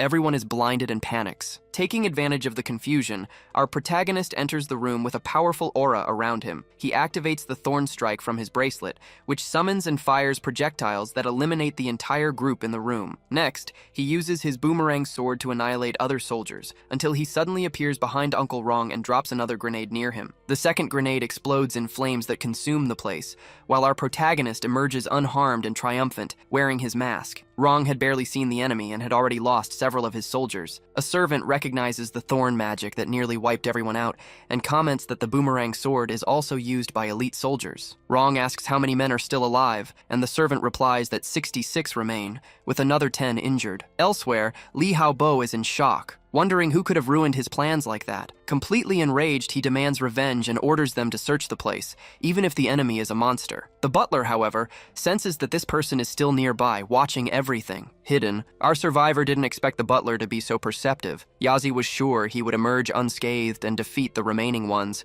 planning for half of them to escort Li out of the mansion. He opened the files for the butler Zhao Qiguang and for Rong Zhan, noticing they had bronze-class items. Sensing his hesitation, Rong ordered him to come out and stop being a coward, but Lin didn't fall for the trick, as he knew it was a distraction so that Li Haobo could escape. To stop their plan, the protagonist took the zombie cat's horn and summoned it. Right after, he threw a knife at a chandelier which shattered on the floor. The shards of glass and the summoned cat began to eliminate the soldiers, while our hero used his sword to annihilate the mercenaries. Before long, he had killed everyone there, leaving only Rong Zhan alive. Rong looked at the masked protagonist, completely in shock that he couldn't read his information, and asked who he was, telling him not to get cocky. Yazi replied that they had poor skills and had barely trained over the years, stating it wasn't even worth eliminating them. Even so, he said he would show them true despair and rushed toward the remaining soldiers. With a single move, move, he managed to eliminate several at once, stopping right in front of Rongjun, who became scared and fell to his knees. The masked man then warned that he would pursue Li Haobo and the rest later, activating the vengeance barrier to ensure Li hadn't fled too far. Rong challenged the protagonist, saying he wasn't the group's leader, as all the mercenaries had already been eliminated. Yazi explained that the best part of revenge was eliminating the subordinates first, to make the leader lose the will to resist. Desperate, Rong begged to know who he was, saying he didn't want to die with regrets. Our hero coldly replied that dying with remorse was perfect for someone like him. Ignoring Rong's last wish, he struck with his knife and ended his life. As he did so, Yazi remembered the day Rong stepped on his head and called him a worm and an orphan. Now, he was getting revenge for everything. He thanked Rong for teaching him not to talk so much in front of the enemy to avoid trouble. Yazi was happy to see that he died with remorse, considering his revenge a success. With Rong's death, the Li family was weaker, which would make it easier to deal with them in the future. He then left the place, leaving a trail of bodies behind. Meanwhile, Li hoped no one was pursuing him, and his butler reassured him, saying that Rong would take care of the enemy. However, at that very moment, one of the subordinates was thrown forcefully against the wall. Li immediately thought that Lin Ziluo had hired someone, as this person had eliminated Yao and was now coming after him. He didn't understand how they had discovered his relationship with Yao or where Lin had found such a strong assassin. Li found it all impossible, since they had eliminated Lin's father and wiped out his family. He said that if it weren't for a certain boss, the boy would already be dead along with the rest of his family. It was then that he heard the assassin's voice and recognized it as Lin Ziluo's. Shocked, Li wondered how he had gotten there and found that place. The protagonist, in turn, understood that Li had been keeping an eye on him the whole time, which added even more fuel to his revenge story. Face to face, Li said he should have sent someone to eliminate him a long time ago. In response, our protagonist confronted him about what he had said regarding the Li family wiping out his family. The young master mocks Lin Ziluo, saying he deserves his situation for not even knowing his own father's name. He reveals that Lin Jian, the boy's father, was going to be promoted, but ended up reporting Li's father and destroyed the family's years-long plans, and for that, he deserved his fate. The young master adds that if it weren't for an order from the boss, Lin wouldn't have been the sole survivor of his family. He then questions how the boy found such a strong helper and how he managed to get past the guards if he did it all alone. Lin Ziluo replies that it doesn't matter what he says, because he will turn the entire Li family to dust. The young master laughs, stating that he is overestimating himself and won't be able to destroy the entire family alone. At that exact moment, the hero kicks down the door and enters the room, wearing his mask and accompanied by the zombie cat. The butler immediately tries to punch the intruder, but Lin Ziluo dodges with ease. To protect its owner, the zombie cat jumps on the butler, who, however, manages to throw the creature aside. Yazi realizes that he only has 30 minutes left before his summon dissipates. He then takes off his mask,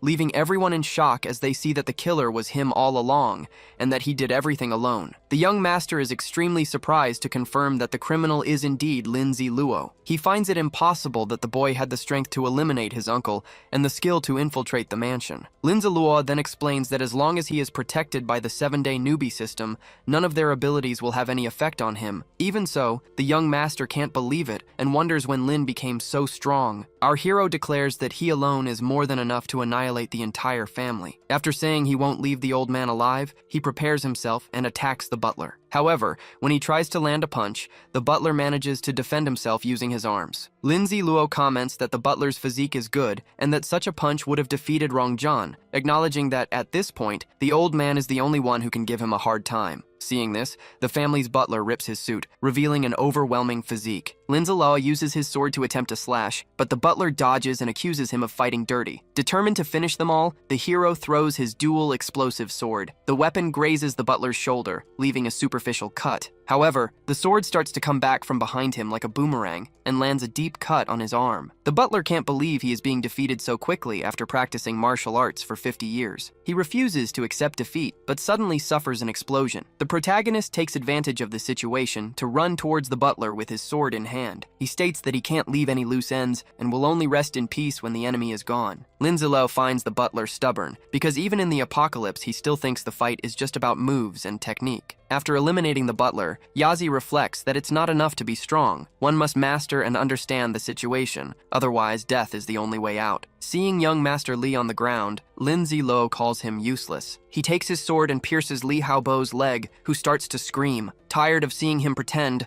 our hero stabs the sword into his leg several times in a row. Amidst the screams, the master threatens him, saying his father won't let him get out of this alive, but then immediately starts begging to be finished off at once. Our hero then says he will grant his request and takes a dull, tetanus-infected dagger from his inventory, ironically apologizing for it being dull and not piercing properly. Next, he says the next stab is for himself, to compensate for the 10 years of suffering he had to endure, stating that the pain Lee feels isn't even 1% of what he felt. Hearing the mention of 10 years, the young master is confused. He, Lee Hao-bo, had only tortured him because of events from the last 3 years. Stabbing the boy's arm again, the protagonist says that one is for himself again, and the next piercing is because it's making him happy. The next stab is for the Lin family, whom he never even met, and to avenge his father, while for the following stabs he doesn't even care about the meaning, only about the fact that they make him happy. Finally, he takes a torture tool from his inventory and places it on Lee's tongue, who despairs. The protagonist explains that this method was created by Lee himself and used to eliminate many people in the past. Before the young man could say anything, he rips out his tongue. Even with Lee screaming and crying non-stop, Lindsay Luo doesn't stop, and seeing the enemy completely motionless, asks if he can't take it anymore. He comments that what he is doing now doesn't compare to the torture methods Lee created and used in the past life. After a few more stabs, he realizes that Lee isn't playing dead, concluding that he overestimated him and that the young man lacked the ability to fake something like that. The fact that Lee had a mental breakdown only proves that his body had reached its limit. To ensure he has finished Lee Hao-bo, he uses his explosive dual sword, taking out an umbrella to protect himself from the explosion and debris. As he watches the city view at night from the balcony of the Lee family mansion, the system informs him that the Heart of Vengeance talent has been activated following his change in mental state. The protagonist doesn't understand what this new talent is, so the system explains that talents and skills are different. Skills can be learned through books, while talents can only be activated based on his own attributes, emotions, mental state, and other conditions. The Heart of Vengeance ensures that every debt is paid, and upon identifying an enemy, his stats increase by up to a maximum of 20%. The protagonist didn't expect this talent to be so useful, as increasing a base attribute by up to 20% was incredible. His base attributes in the game only ever increase, and when combined with talents, they become even higher. He realizes that this is a talent that can grow continuously, and that he has found a true gold mine. With this, the player manages to defeat the 269 people of the Lee family and finish his quest for vengeance. As a reward, he receives a random item from the Golden Finger system and a Bronze class item. When the system asks if he wants to draw the item now, he clicks the button to confirm. The random Bronze item is a magic wand that increases magic power and spellcasting speed. However, the protagonist can't use it, as he is not a mage. He then decides to save the top-tier item to sell on the market later for a good profit. He also reflects that the Golden Finger's automatic looting is very useful, as he doesn't have to worry about losing equipment. He assumes that this game's elimination mechanic is a mess, because when someone is eliminated, their inventory disappears permanently, preventing other players from taking the person's items. Players can only loot bodies if they see something good visible on them. He realizes he only has the chance to loot the bodies now, as other players will soon discover this mechanic and will still continue to eliminate enemies this way. He concludes that this is the system's way of discouraging eliminations between players. Next, he opened his inventory and found a purification necklace. It was a bronze item that purified skills and increased spirit, as well as removing negative statuses like blindness. However, its attributes weren't as good as those of the meditation necklace, which could save a life in battle. Realizing that the other two items he had weren't useful, Yazi decided to toss them in storage for now and asked the system to draw a Golden Finger item for him. The system took a while but completed the draw. Yazi received a skill to enslave a zombie, as long as the creature's strength was not greater than his. The zombie would then obey his commands and protect him. He was shocked, as he had never seen anyone controlling zombies in his past life. Yazi even pinched himself to make sure he wasn't dreaming, as it seemed too good to be true. Immediately, he began to devise a plan based on the loyalty of the zombie he could control. This meant he would no longer have to do all the dirty work by himself. Since discovering Yao's betrayal, Yazi had grown to distrust everyone and had planned to be alone forever. That's why the idea of having a zombie that would do the work without complaining was perfect to help heal his internal wounds. He then asked what new effects he could get if he increased the level of the zombie enslavement skill. The system informed him that if he increased the skill's level, the number of zombies he could control would increase by 1 each time. With this information, Yazi began to have wild thoughts, imagining a horde of zombies under his control. To reach that level, he knew he would have to level up this skill many times. He wondered what kind of zombie he could control, and if they could become emperors after being enslaved. Yazi didn't know if they would reach the same level as in his past life, but he decided to think about that later, as he knew the Lee family's basement was full of treasures. Going to the mansion's basement to check, he opened the door and his eyes lit up at the sight of the jewels and expensive items stored there. However, he knew that in the apocalypse, those things were completely useless. He recalled that the calligraphy on some paintings would be useful later. He just couldn't remember which ones specifically. So he took those items and also some gem-encrusted knives. Leaving the basement, Yazi took a look around, and since he had never had so much luxury in his 2 lives, he decided to spend the night in the mansion. However, a huge zombie appeared, blocking his path. At first glance, Yazi didn't realize it was a zombie and thought it was a survivor from the Lee family. Soon after, he realized it was a level 4 zombie with a strength of 25 and the natural super strength talent. Yazi noticed that this zombie was very strong and that during the night with its enhanced attributes, it would become a bronze boss. He thought it was a huge coincidence, as he had just gained the ability to enslave zombies. Facing the creature, Yazi banged on the bars and said that the zombie ought to be trying to bite him. Seeing that the creature's spirit was only 3, he concluded that the zombie must have been a complete idiot when it was human. He asked the system if he could enslave a zombie with such high attributes. The system replied that he could, as the zombie's mental capacity was low and the sum of its stats did not exceed Yazi's. Realizing how good this zombie was, Yazi felt envious of its talent and its stats. So, he placed his hand in front of the zombie and told the system he was going to enslave it. He knew that the zombie's stupidity was a good thing, as it would make it obedient, so he confirmed that he wanted the creature for himself. At that moment, a red energy began to take over the zombie's body, and Yazi noticed it was resisting the control process. Noticing the zombie's resistance, he wondered if it was too late to regret his action. However, the enslavement process was successful, and now he could give the creature a name. Seeing that the zombie was tall, very strong, and had an epic super strength talent, Yazi decided to name it Dasha. He had managed to subjugate Dasha, who would now be obedient to his commands and protect him even if it cost its own life. Soon after, a status screen was created for the zombie, displaying all of its attributes and skills. The system sent a reminder that Dasha couldn't store items or gain reputation by defeating other zombies. His evolution method was different, and Yazi wanted to see him prove himself, as he didn't think the cage could hold him. Proving the protagonist right, the zombie began to bend the cage bars with great force, destroying them and breaking out of his confinement. Yazi expected the zombie to do more, but he already considered it a miracle that he obeyed him. Next,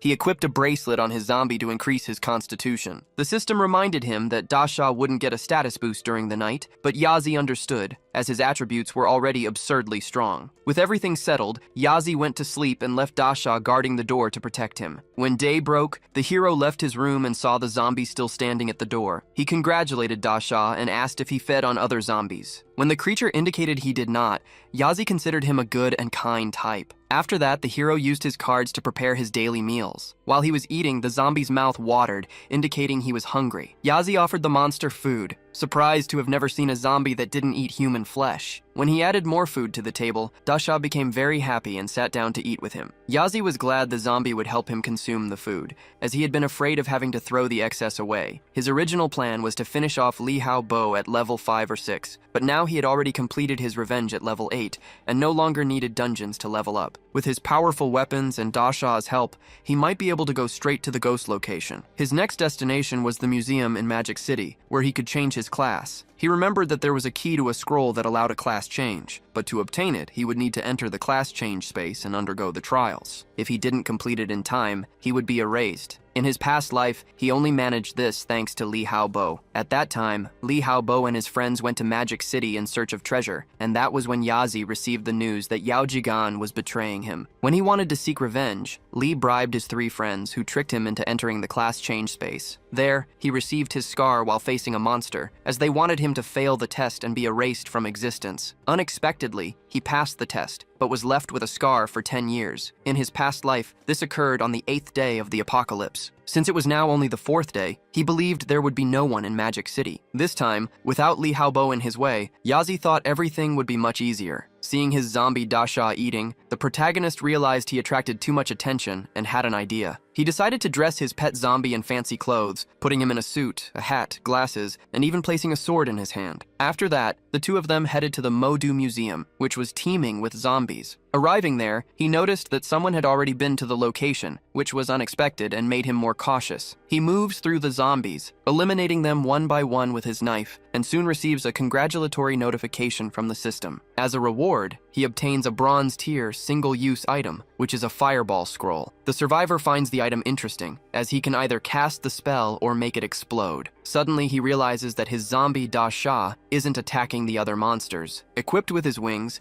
the protagonist hides behind a pillar to get a better look and notices that Da Sha won't take the initiative to attack unless he is attacked first. He considers it useful that the big idiot doesn't need to eliminate anyone to open chests, which will prevent trouble. However, he knows that chests opened by Da Sha don't grant experience or items, which would be a waste. He decides to continue observing, remembering that in his past life, all the zombies in that location were eliminated, but now it would be very difficult for him and the big idiot to defeat them all by themselves. Looking up at the museum's upper floors, he notices a group of people and thinks it would be a good idea if Da Sha went inside to get the class change scroll for him. He realizes the group wants to hunt and surround the zombies in the museum, but they lack the manpower. Seeing these people, the protagonist concludes that the tracks he found earlier were left by them, and thinks that joining their group to enter the museum could save him a lot of trouble. Meanwhile, inside a shopping mall in the city, a large group of survivors is in the middle of an argument. The leader, a woman, decides she needs to gather 200 people and orders everyone to prepare their weapons. Her soldiers are outraged by the decision, questioning why they need to wait for more people instead of acting immediately. They confront her, saying they are hungry and accusing her of wanting them to die so she can steal their resources. In response, the group leader slaps one of the soldiers hard across the face and tells him to shut up. The man retorts, saying she's only arrogant because she has a bronze rank iron staff. He states that he'll ignore the slap if she sends him on the mission, but she refuses, saying she won't submit to him and that he's useless for the mission because he does nothing. The soldier replies that he won't do anything for now because he's a gentleman, but warns that he'll finish her as soon as he gets a chance. The woman humiliates him further, and he warns her not to blame him later for what happens. The others present begin to encourage the soldier to fight the woman, but the group's leader interrupts, telling everyone to stop arguing and listen to him. At that exact moment, the protagonist and Da Sha burst into the place, breaking down the door. Entering masked, he immediately recognizes someone there. The group's leader, Gao Dong, introduces himself as the club's president and says they can join the Reapers. The protagonist, in turn, also recognizes Gao Dong and is surprised that he is the president. He then introduces himself as Lin Ziluo and presents his companion as Big Idiot, explaining that he is his bodyguard and can't speak. Gao Dong shakes Lin's hand and welcomes them to the Reapers group. Realizing that Gao Dong seemed foolish, Lin Ziluo thought it would be easy to trick him. He never imagined it would be so simple to join a group and commented that he had been part of one before. In response, Gao Dong said he would get them settled at the base and offered skill books that could help them get stronger, since their goal as brothers was to fight and defeat zombies. Lin Ziluo wondered if he could get the books for free, and Gao Dong confirmed that as friends, he would hand over a book at no cost, even though it was valuable. Upon receiving the item, Lin Ziluo was surprised, as in his past life, players were not so generous. As soon as he opened the book, he received the Berserk skill. The description said that upon entering this mode, he would lose his senses and attack everything around him, while his strength increased by 50%. He would also lose consciousness for 2 minutes, practically becoming a zombie, which made him think he would fight worse because of it. Gao Dong admitted the side effect was a bit bad, but argued that in a desperate situation, the skill could save him. He then revealed that he gave him the book because he was plotting something and wasn't as dumb as he seemed. Lin Ziluo thanked the president for his sincerity and returned the book. When Lin Ziluo said he and his brother were going to train, he realized Gao Dong's smile was an illusion. Just as they were leaving, the president stopped them and offered a bucket of fried chicken as compensation for trying to trick him. Our hero refused, explaining they needed to hunt zombies to level up. But in reality, he had fallen for the lie and thought it would be impolite to accept the food card as well. Even so, Gao Dong placed the card in Lin's hand and told him to get the food from the warehouse if he got hungry. The two brothers left, thanking him, and Gao Dong said that if they needed anything, they just had to come back to the base. As he watched the two walk away, the leader thought that Lin was a good person, because even after receiving a terrible skill book, he seemed happy. On their way, the brothers came across a group of strange people. A man approached and said that this wasn't a threat, but a warning, telling Lindsay Luo to stay away from Gao Dong or he would suffer the consequences, even if he was strong. In response, our hero removed the henchman's hand from his shoulder, twisted it, and then told the big idiot to do his job. The henchman pulled out firearms and underestimated the big idiot, as he was only level 4. However, the zombie began to eliminate the men with extreme ease. After defeating several of them, Lindsay Luo asked if they still had anything to say. Everyone was in shock and said nothing more. The remaining henchmen explained that the man who led them, Jia Tai, wanted to be the boss and compete with Gao Dong, and that he was a helper whom Gao Dong himself used as a warning to others who might want to take his power. At that moment, the group's leader appeared, asking if they didn't have anything better to do. One of the henchmen approached and whispered something in his ear. Gao Dong then asked if Lindsay Luo and his brother had really eliminated Jia Tai. The henchman replied that he knew nothing about the newcomer, only that he had a brother whom he called an idiot. The leader, however, stated that our hero had done him a great favor, as eliminating Tai in front of everyone had helped him, since now no one else would want the position of club president. Finally, Gao Dong asked his men to find people to bury the man, give him a decent funeral, and share his items. Meanwhile, the protagonist and his zombie, whom he calls the Big Idiot, are in a room passing the time. He asks the system if the zombie could ever hurt or attack him, but the system assures him that under normal conditions, this won't happen, as the zombie acts according to the rules to protect the player. Looking at the Big Idiot, he sees him trying to eat something and failing. The protagonist knows he can control its actions and even activate a berserk mode to increase its attributes. He then hands a skill book to the zombie and tells it to read it properly and learn, as his goal is to reach level 10 to change class and become infinitely stronger. With this plan in mind, they decide to test the berserk skill on the idiot and, at the same time, level up by eliminating other zombies. They head towards the library, a place he remembers being very good in his past life. When they arrive, they find a door with the inscription,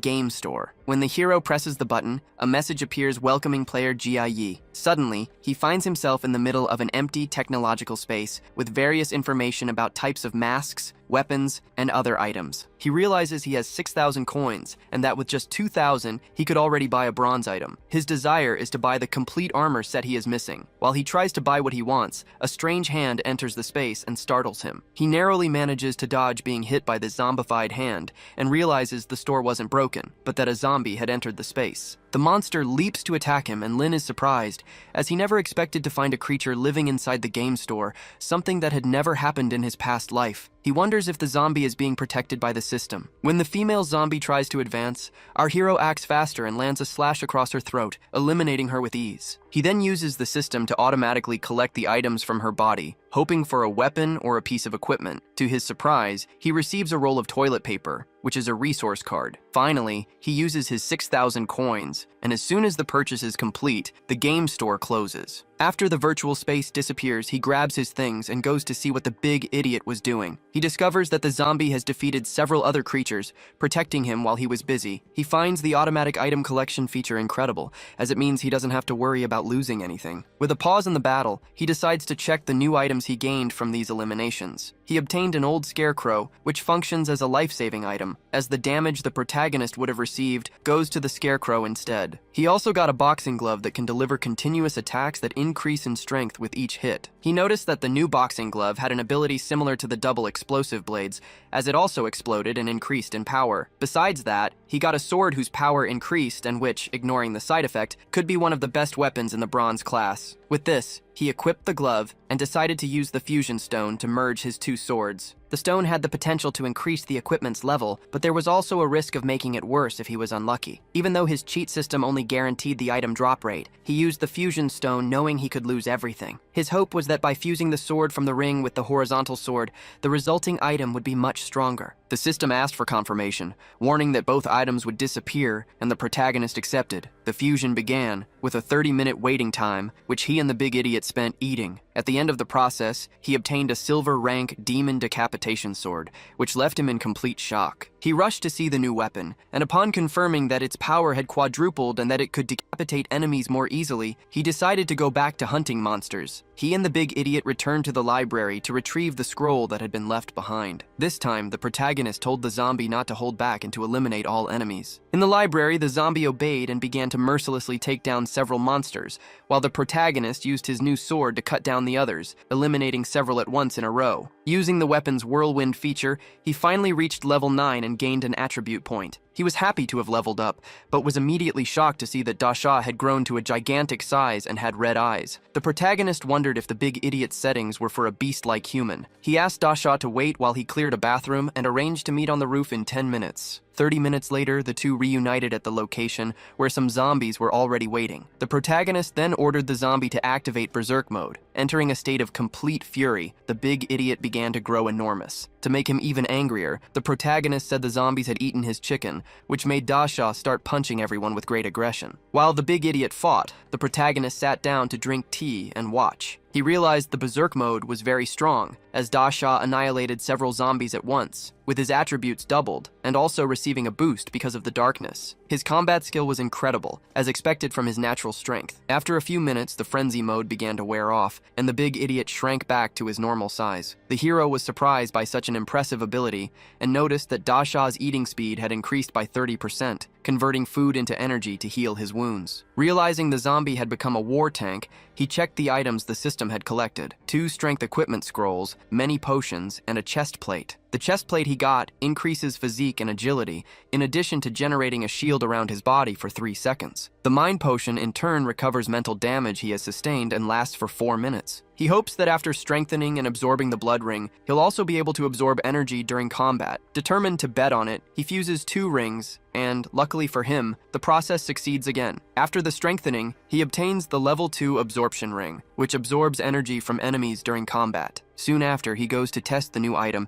and manages to absorb the enemy's energy through the blood ring, noticing with satisfaction that his attributes are extremely high. Satisfied, the two stop resting and get up to continue their journey. They arrive at a place that is completely destroyed, and from the scale of the destruction, our protagonist imagines there is a boss nearby. He remembers that in his past life, when he reached this point, the boss had already been defeated, and he never thought he would enter the location this early. Therefore, he is eager to see what the boss will be this time. Suddenly, he comes across Mo City's shop and receives 10 prestige points for finding it. The system informs him that players should not spend more than 30 minutes a day in a shop, because if they do, a high cost will be charged. If a player refuses to pay, the system will eliminate them regardless. As he is the first customer of the city's shop, he receives a 50% discount on his first purchase. Before entering, he tells the big idiot to stay behind to protect him, and then enters a booth to buy the items. Upon clicking the option to see the products, he remembers the shop's rules, which prohibit the use of force and require that, in case of a fight, nothing be broken or dirtied to avoid cleaning and repair fees, just like in his past life. He enters the items section and sees a flash grenade, a bow, an ice scroll, and strength pills. Feeling very rich, he wonders if there are any items he doesn't already own. At that moment, the system detects that the player is not satisfied with the shop and its items,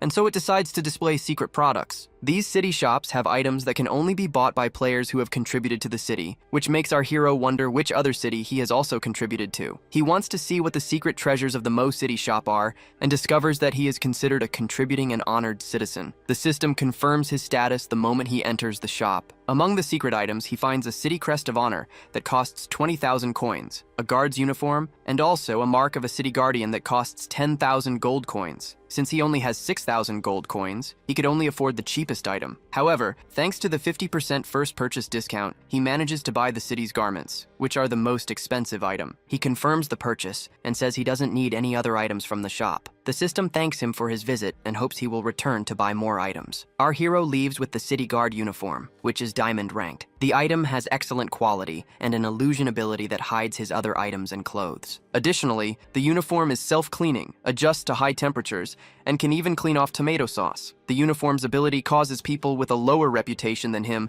to have their attributes reduced if they attack him. Furthermore, he can now create a quest for a player in Mo City without having to pay the reward. He concludes that, as expected, the city-exclusive equipment is really good. Wanting to test the new items in combat, he unequips everything and prepares to see the uniform's effects. He focuses on the illusion ability and activates the city guard's chest plate, causing the effect to manifest around his body. He keeps equipping and unequipping the item to test the ability, until he receives a warning that he has been in the shop for 30 minutes and must leave immediately. Satisfied with the illusion effect, which maximizes his flexibility and concealment, he grabs the big idiot by the arm and the two of them leave the shop to avoid any penalties. Once outside, the protagonist decides to test the ability to create orders and tries to give the big idiot a quest to destroy the world.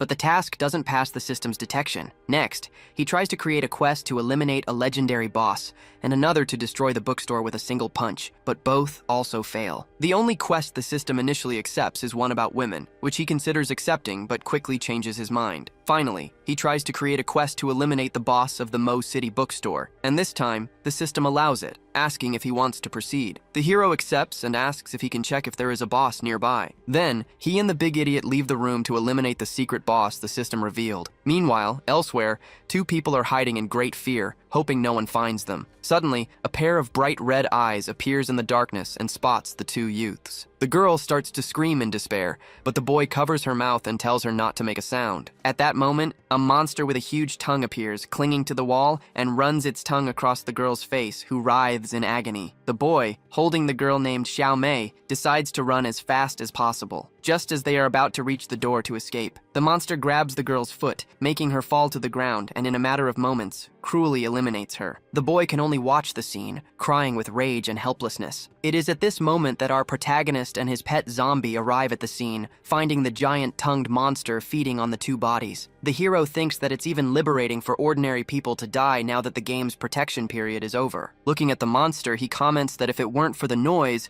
he wouldn't even have known the creature was there. The protagonist then realizes he has found the monster that allowed him to change his class for the first time. He reflects that the class change for zombies is similar to that of humans, as they also have their own development paths. The evolution of a boss is faster, and the differences between zombie types appear early in the game's initial stages. Assassin zombies, for example, are very fast like human assassins and eat brains to become smarter. This particular monster is a bronze rank level 10 reptile zombie with two skills, one for concealment and one for attack. The moment the protagonist found the zombie boss, the resentment of the reptile zombie mission was activated. The cheating part of the system begins to show the hero more details about the mission. It turns out the library administrator used to steal books, and after turning into a zombie in the apocalypse, he now wants revenge on everyone who reads. Lin Ziluo is surprised to discover that the apocalypse game had this function of helping people get their revenge. Our hero ordered the big idiot to stop that zombie and not let any other monsters in. With eyes red with rage, the big idiot faced the reptile zombie and prepared to deliver a powerful attack,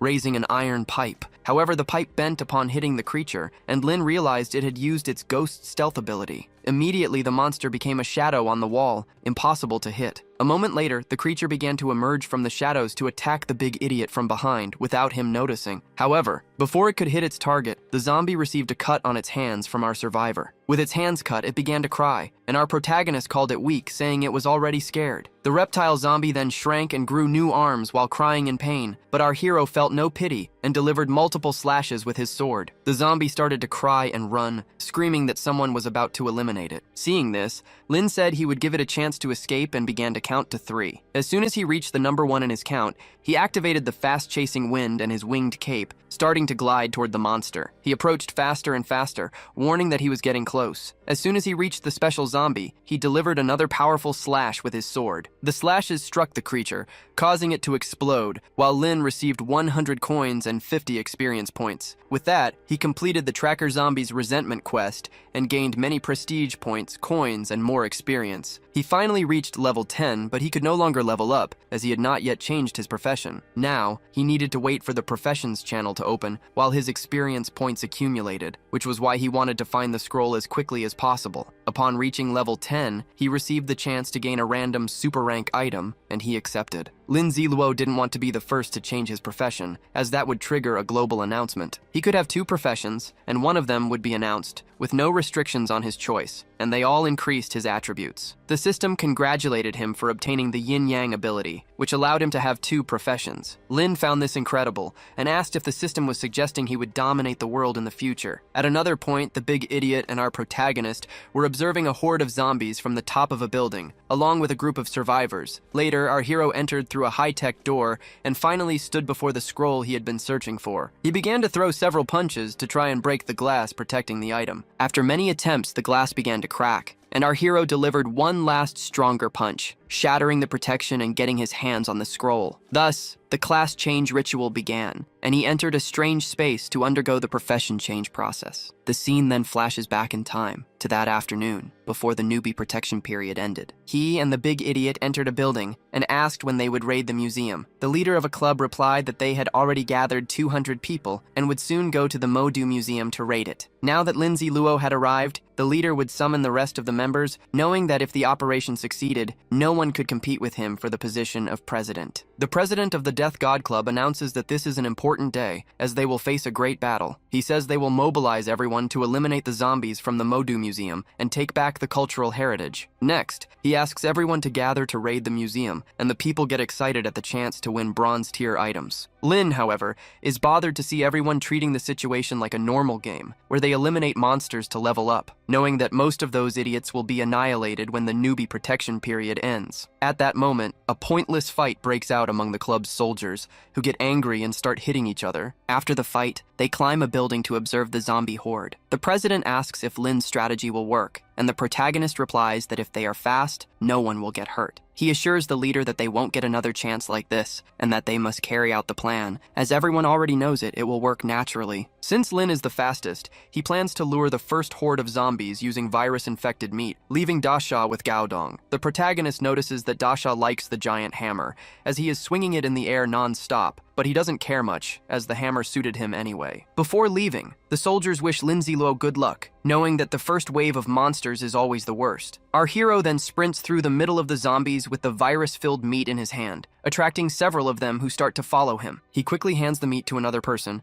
saying he will help them deal with the zombies, and that the reward will be theirs when they return alive to see Gao. The two thank Lindsay Luo for being so kind, unaware that the protagonist's true goal is to find the scroll before anyone else. With that, Lin runs even faster, knocking down some zombies on his way until he reaches the scroll room. He opens the doors to the place that holds the class change artifact, and finally lays his eyes on the item. Lin finds the scroll disappointing, for something that makes hundreds of people risk their lives. Seeing the item with a strange drawing and a ring beside it, he starts punching the glass to get it. After several punches that crack the glass, he lands a massive final blow that hurts his hand but shatters the protection. Upon taking the item, he discovers that the strange scroll holds a great secret and gains 500 prestige points. The scroll then begins to summon the player Jia Yai, asking if he accepts the call. Our player accepts and is immediately teleported inside the scroll. When he opens his eyes, he is in a strange room with several flames around him. He places his hands on a kind of portal and remembers that this is the right place. At that moment, the protagonist activates the test to perform the class change. He knows there are secrets within the scroll waiting to be inherited, and to do so, he must complete 3 mysterious tests. Just like in his past life, the test is merciless,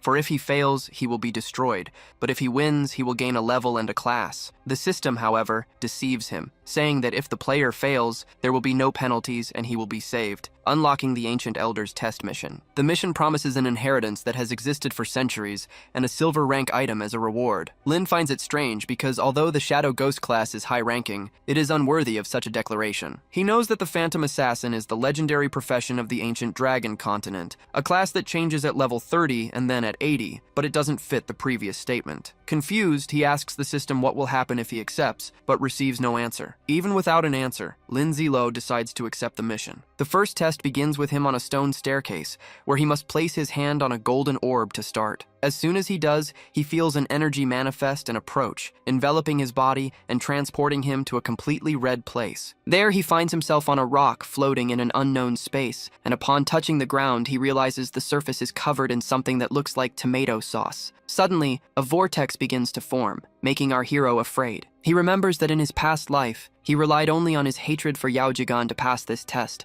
acting uselessly as he sat on the ground, consumed by rage. However, in this life, he is a different person and is determined not to make the same mistake. As his clothes get dirty, he stares at the portal in the distance with a smile, preparing for the challenge. He concentrates and manages to control his anger, proving to himself that he was capable and thus passing the test. A voice then informs him that it was enough and that he can return. Upon crossing the portal, he completes the first stage and reflects that the test was designed to make people lose themselves in a frightening environment. Next, Lindsay Luo heads to the portal for the second test, remembering that in his past life he fainted before finishing it, which means this is the first time he will experience the trial completely. Voices in his mind begin to tell him to give up, warning that if he faints again, he won't be able to go to the third test. However, Lin Ziluo decides not to listen, as he will not give up. He has lived all this before, and now has the chance to see the end, so he has to go all the way. Remembering how he used to be, he reinforces his desire to be a different person and enters the second test with confidence and his head held high, arriving in front of a white door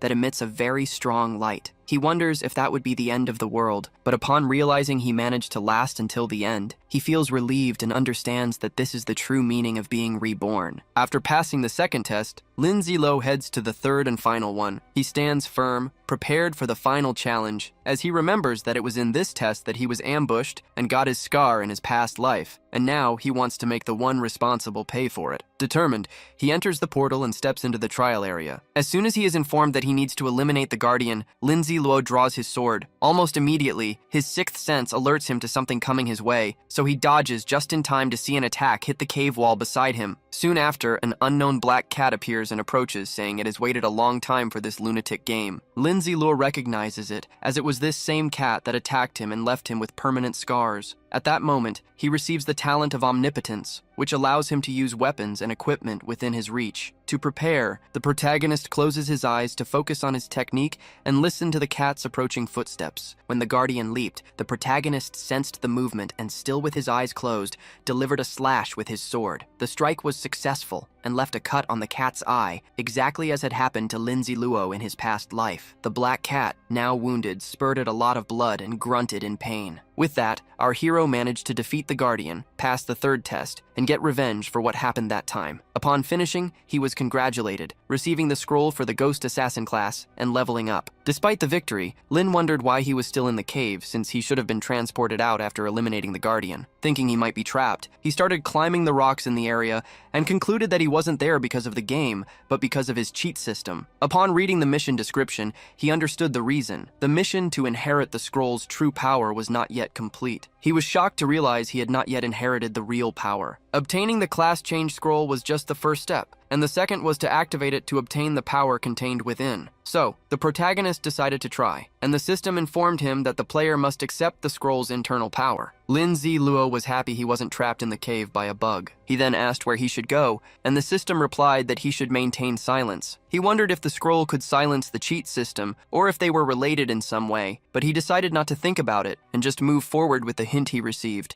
He never imagined there was an exit in that cave, and wouldn't have found it without this help. Walking through the area, he found a crack and realized it was part of a pattern, as its lines connected. When he placed his finger in this crack, it began to emit a light, revealing a cave painting of a bird and a bull that he had seen before. At that moment, the entire place began to shake, frightening the protagonist. He then pushed the stone with the drawing of the creatures and discovered it was a door, which led to a secret room with a glowing scroll and an orb. The moment he picked up the scroll, a very bright light began to emanate, and the word Chi Yu, a mythological figure from the Nine Li tribe, appeared. He understood that Chi Yu was the key piece of information in the scroll, and that the bull and the bird were the tribe's totems. He remembered the legend that Chi Yu was eliminated by the emperor, beheaded and buried, with his head turning into a sinister forest. According to the legend, ghost cats preserve souls, and Chi Yu's was preserved because he found one of them. Knowing his soul would be dissipated, Chi Yu created the scroll's test so that someone could inherit his tribe's power, with the final stage being guarded by cats from the ghost cat's bloodline. Through the test, a person would qualify to inherit the power, and now he was finally placing his hand on the figure. As soon as he took the scroll of the tribe's true power, he began to undergo the inheritance of an unknown power. A very strong energy took over his body, and the system eliminated his known blue star energy. Soon after, the unknown energy began to merge with the blue star energy from the Apocalypse game. When the combination was successful, the player began to change class, being named Soldier Lord by the game. The system warned that he should finish the test quickly, as the new profession needed more digitalization.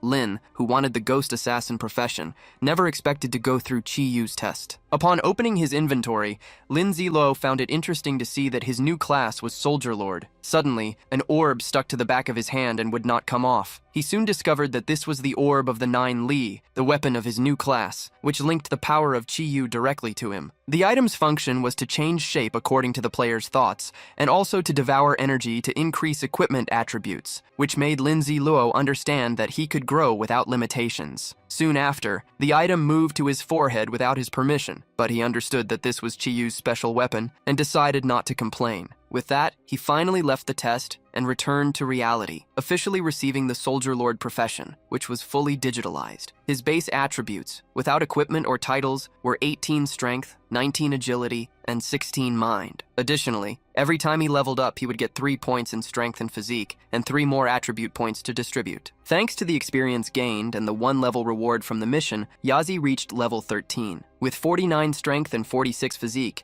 his attributes were so high that he could walk through a horde of zombies without any problems. He was also congratulated for being the first player to change class, receiving the Pioneer achievement. Next, a global announcement informed everyone that the evolution of his class could turn him into a god of war. His new abilities included controlling the tribe's orb, which transformed into any weapon, and another class skill, as well as a third ability that remained unknown and had not yet been awakened. Lin was in shock as he realized he was not dreaming and that all of this was really happening, feeling incredibly strong and almost invincible. To test the 9 Li tribe's orb, he picked up a baseball bat for it to absorb. He clicked on the option to devour energy, and the orb began to glow in the air until, after devouring enough, it evolved into a silver-ranked item. It grew much larger, and he noticed something red inside it, until the 9 Li sword, a silver-ranked weapon, appeared in his hands. The sword increased strength by 4 and physique by 2, and its attacks had 10% armor break. It possessed the sword slash ability, which dealt 120% of strength as damage, and the heavy slash, which increased strength by 200%. Impressed by the shape-shifting, the protagonist examined the sword's blade and then transformed the orb into a 9-lay bow and arrow. The bow increased strength by 4 and agility by 2, and it had 2 special abilities. The first was fire arrows, which increased damage by 120% of strength and left the enemy with a burning condition. The second was the ice arrow, which dealt the same damage but left the enemy slowed due to freezing. Continuing the test, he transforms the orb into an assassin's dagger, then into a shield to simulate a tank class, and even into a swordsman's sword. However, when he tries to transform it back into a bow, the orb crumbles to the ground. He receives a warning that his mind has been overused and that if he keeps forcing the changes, he will feel dizzy. Only then does he realize that the transformations used mental power, and he begins to feel extremely tired. Meanwhile, a global server announcement informs everyone that he was the first player to reach level 10 and change his class. This means the other players will have to work hard, as he received the Pioneer achievement and several rewards for it. Upon hearing another global announcement about Jia Yi, the other players become visibly irritated. Meanwhile, other players recognize his name and remember that he is the same player from the global announcements. Because of this, the lower level players feel obligated to level up to try and catch him. To avoid feeling dizzy, the protagonist uses a mind recovery potion and is immediately congratulated by the system for obtaining the Pioneer achievement. As a reward, he gains 1,000 prestige points, 200 coins, 3 attribute points, and 2 extra inventory slots. He clicks to see the details and discovers that Pioneer is a unique title, given to the first person who changes class, increasing their attributes by 2, and applying a 5% attribute suppression on all other players. After understanding that everyone needs to change class before facing the bronze rank boss, he decides to draw the silver class item. The drawn item is the Devil's Ghost Mask, which possesses a certain demonic energy and a warning not to become a servant of evil. The mask hides basic information and causes anyone who looks at it for 3 seconds to become paralyzed with fear. Our hero then activates the item's ghost effect to hide his information, puts on the mask with a diabolical smile, and asks the system to use his cheat. The system normally allows the use of only 1 ring at a time, but with his ability, he can increase this limit. Thus, he raises the number of rings he can wear to 2, which gives him a great advantage compared to normal players. For now, our protagonist decides to leave the second slot empty and wait to get another ring. He also needs to distribute 12 attribute points, so Lin does this frantically and decides to return to the group. Everyone gathers for an announcement from the Reaper group. The big idiot stands guard while the leader announces that they will begin the siege today, introducing the big guy as one of the main contributors in the Modu Museum mission. During the announcement, the pet zombie remains in love with its chicken, and the leader even acknowledges that chicken thighs are the big idiot's life. At that moment, the protagonist appears in his new mask and clothes, surprising everyone. Gao Dong is happy to see him, as his delay made them think something bad had happened. While they talk about the upcoming battle, several girls become charmed by Lin Ziluo. Gao updates him, saying they have defeated over 1,000 zombies, recruited more people, and gathered many resources. He also mentions that the big idiot single-handedly defeated over 100 zombies, contributing greatly to the group. Then, the leader takes our hero aside for a private conversation. The leader thanks Lin for the operation and asks if he is free to talk later. He comments that with more people, they will have more manpower to carry out tasks in the future. Our protagonist sees this as an opportunity to use these people to find more items and get his orb to the diamond rank. With more people, they can find more resources and raise everyone's levels faster. He plans to use resource cards to trade for coins and equipment, which are necessary for his orb's evolution. With this idea in mind, our protagonist decides to talk about trades with the president of the Reapers Club. Gao Dong asks what kind of trade he wants to make, and states that because of his and the big idiot's great contribution to the operation, he will do anything for them. Our hero says he needs equipment, and Gao replies that this is easy to get. To prove it, Gao places something in his hand, saying it's a surprise he prepared for him. It was a silver ring. A system notification announces that the Apocalypse game has truly begun, stating it is based on justice, and that once started, it cannot be stopped until the end. With the protection period over, the real apocalypse begins, bringing stronger zombies with more variations. The nights will become more lethal, as the undead grow even more powerful while the players weaken. The difficulty is rewarded, as the stronger the defeated zombie, the better the card obtained. Furthermore, the environments will undergo large-scale deterioration, requiring better items to withstand the climate changes, and the cities have been divided with altered ranking systems, allowing players to change classes. Seeing these changes, our hero realizes that the game is as cruel as it was in his past life, forcing everyone to fight to survive. Players can no longer stay safe in their homes, as food begins to spoil, forcing them to risk their lives to face zombies and obtain cards. As he listens to cries for help, he reflects on how the system forces everyone to choose between life and death. At that very moment, the big idiot, who is also a zombie, begins to mutate, changing in stature to become even bigger and stronger. Jia Yi asks the system why this is happening. The explanation is that the big idiot's attributes have conflicted with his zombie evolution. Because of the system change, he will not gain a new form, but in return, all his attributes will increase by 50%. Additionally, he will no longer need to follow the game's rules, being able to change classes and gain new talents freely. Seeing this, our hero decides to help the idiot switch to a secret class, since he can obtain 100% of the inheritance. Upon analyzing his companion's new talent and skill window, he is impressed. Soon after, Jia Yi receives several announcements for being the leader in ranking, level, and reputation in China, with the option to hide his name. He, however, decides not to hide. In the level ranking, Jia Yi appears in first place at level 14, and to his surprise, the big idiot is in third, at level 7, even without having a class. Checking the other lists, he notices that he is also in first place for equipment and reputation. He then wonders if he should stay hidden or attract everyone's attention. In his past life, he hid his identity because of the Li family, but now they haven't grown yet and do not pose a threat. His new strategy is to use his mask to intimidate others and get servants to collect items for his orb, believing he can already support a small team. For being first in 3 different categories and possessing 3 unique titles, he earns the title of Unrivaled in the World. The system informs him that this title is only unlocked for those who are first in all 3 rankings simultaneously, and it disappears if one of the conditions is not met. As a reward, all his attributes increase. He receives a 10% discount in all shops, and his item drop rate increases by 1%. The hero feels so energized that he believes not even a level 90 god of war could harm him in this condition. He equips the title, which will become active in 1 hour and will grant him 1 second of invulnerability when activated. He questions the system about what a 1% increase in the item drop rate means, since his was already at 100%. The system explains that this extra 1% will cause an additional item to drop with every kill. To test if this is true, he and the big idiot decide to go out hunting. The moment they leave the place, a zombie immediately lunges at Jia Yi. In reaction, he uses his sword and unleashes a flurry of quick strikes to eliminate the creature. He eliminates the creature and realizes he was unlucky, as he had encountered a zombie skilled at hiding right after leaving. Next, Lindsay Luo hides and observes an approaching horde of zombies. Seeing that they are poison zombies, he starts running and warns the big idiot to flee as well. He explains that even though they are weak, their saliva is corrosive, and it would be problematic to stay in the area. The two then flee at high speed through the buildings, climbing one of them to shake off the monsters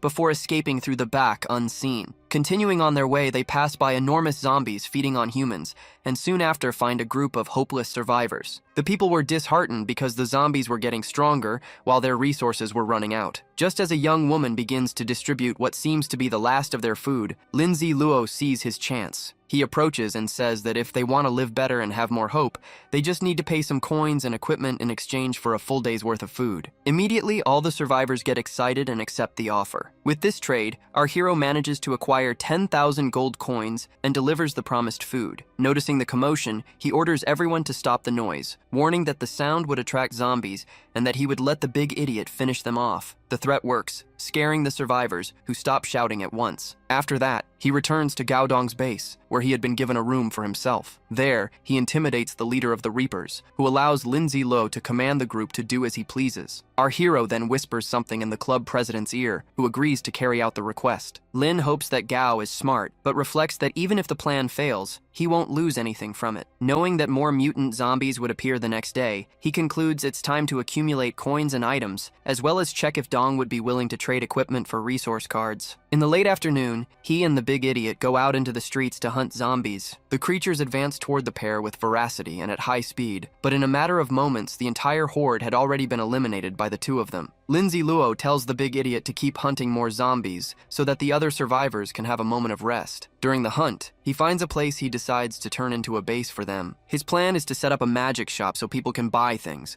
allowing them to get rich and enjoy life. He believes there won't be any security problems, since the zombies have been eliminated, and he plans to set up a resource card toll at the entrance. He figures that someone strong has already defeated the monsters in the area, but probably didn't discover the magic shop that existed there. As soon as our hero enters the place to claim it, he comes face to face with another group of survivors. One of them immediately warns that the place is already occupied by his people. The situation changes when a bald man recognizes the big idiot and warns his leader, identifying him as the second-ranked player in China. At that moment, Lin understands that the idiot surpassed Zhang Yuan and reached the second position because of his automatic growth as a zombie. The group of survivors then welcomes the big idiot, who reacts angrily and nearly attacks them with his sledgehammer. However, our protagonist holds him back, stating that they only came to buy items and nothing more. Meanwhile, one of the henchmen comments to the chief that although the idiot seems rich and strong, they have enough people to take him on. The leader disagrees, explaining that he is no ordinary opponent, as he is second in the China ranking and has already defeated more zombies than their entire group combined. Hearing the conversation, our hero realizes that the Mo City insignia is truly worth the asking price, and concludes that if they work hard, they can buy it before anyone else. The Mo Guardian's insignia was purchased for 9,000 coins and was already in Lin's inventory, who took the card and activated the item without wasting any time. It was a special diamond rank item that would bind to his other items upon activation. Soon after, the mark of the Guardian of Mo City was successfully activated, and its massive description surprised our hero with the number of benefits. However, he received a warning that he could not buy another insignia, not even the same mark again. Lin had thought he could buy all the marks as long as he had the coins, and he noted that although he couldn't create an army of robots, he could create things based on his level. He decided to set that aside for now, as he didn't know when he would get the chance to buy the next one. After settling the matter of the insignia,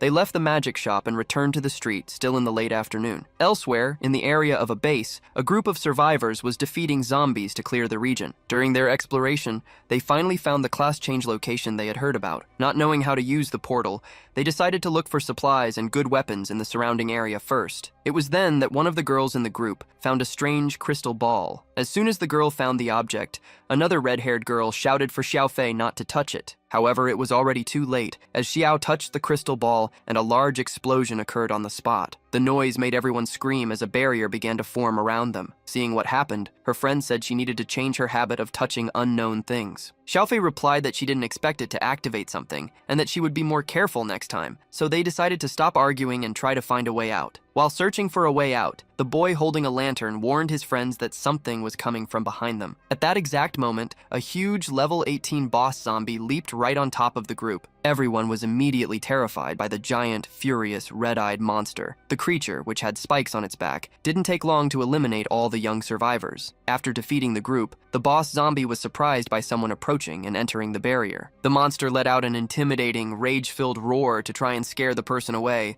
and a cloud of smoke appeared where they had passed. Watching everything from above, a person commented that this was the result of their recklessness. Then, this person warned their two friends not to repeat that group's mistakes and not to touch strange things. At that moment, the protagonist and the big idiot arrived at the barrier's location. The trio watching from above started running to hide from the two who were approaching. They hid behind a pillar, observing the protagonist with his mask and his ally. One of them wondered how those people had been brought there, and decided he would get a clearer look at the next opportunity. The hidden group soon realized that the big guy was the big idiot, China's rank 2, and they hoped he would defeat the area's boss. Their leader, however, disagreed, recalling that the young people who were eliminated had also been strong, so the idiot probably couldn't face the monster alone. Even so, they decided to wait and see what would happen, hoping the big idiot would die in the fight so they could take his equipment. Suddenly, the big idiot let out a grunt in the direction of the three hidden players. Our protagonist simply considered them three naive players and decided he didn't want to waste time on them. Lin Ziluo then remembered that the zombie protecting this class change area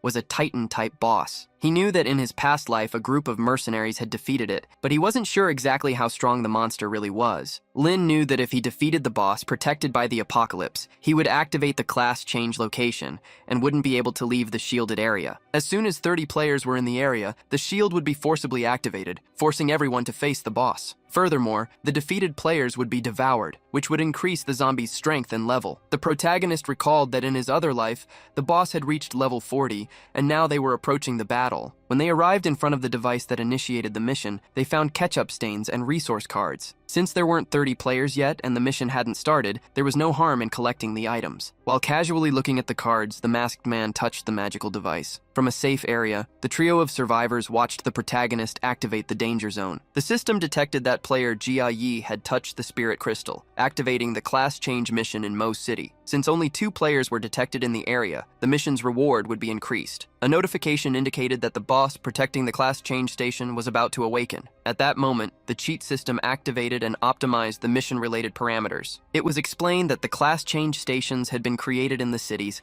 to deal with the emergence of zombies. The protagonist decided he would use the mage class and asked the big idiot to use the warrior profession. Just then, they came face to face with a colossal red-eyed zombie. It was a bronze rank level 19 boss with absurd strength and 2 very powerful skills. Lin scoffed, saying that the monster's attributes matched its Titan-like appearance. He realized the boss had no combat experience, while he himself had already defeated countless zombies and possessed the Orb of 9 Lai. This made him think that defeating the colossal zombie would be easy. The mission to defeat the Titan zombie activated as soon as he faced the monster. He accepted the mission, which had a 24-hour time limit and offered a silver rank item as a reward. The giant zombie, in turn, thought it was going to feed on the protagonist. Lin immediately took his 9 Li bow and arrow and fired a purple energy arrow, which hit the monster's arm but didn't seem to have much effect. Next, the protagonist ordered the big idiot to attack the boss. The big idiot struck the monster with its sledgehammer, and the monster blocked the blow with its arm. However, right after the sledgehammer's impact, ice began to form on the spot. The ice came from the arrow our hero had fired, showcasing his usual precise aim. The monster's arm froze, and in reaction,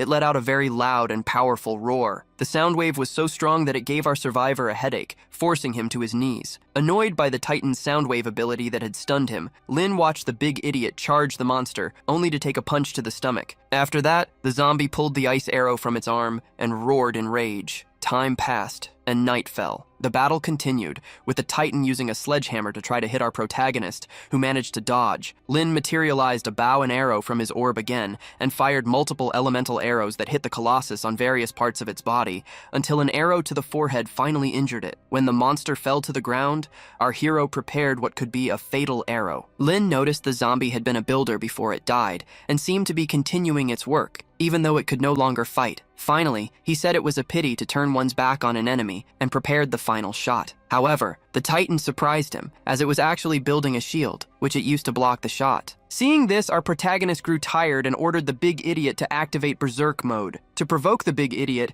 Jia Yi said that the Colossus ate 5 chickens while it was unconscious. This immediately enraged the zombie, causing it to activate Berserk mode and furiously jump on the giant monster. Meanwhile, the protagonist looked for a better position to fire his arrows. The 2 giant zombies engaged in a hand-to-hand fight, trying to push each other. At that moment, Lin Ziluo found the most suitable spot and shot an arrow full of red energy, which masterfully hit the Titan zombie's buttocks. Angered by the arrow, the Titan took out its rage on the big idiot with a powerful punch and then pulled the arrow out. Our protagonist tried to say it wasn't on purpose, but the monster was already full of hatred and charged at Jia. The big idiot blocked the attack, jumping on the Titan and holding its head in a chokehold. However, the colossal zombie managed to break free, and at that moment, our hero prepared another arrow, shooting and hitting an inappropriate area again. He apologized to the zombie, which became even more enraged by the second shot to an intimate area. Soon after, the big idiot's berserk mode entered its cooldown period, and it began to shrink. Our protagonist then prepared many arrows in his bow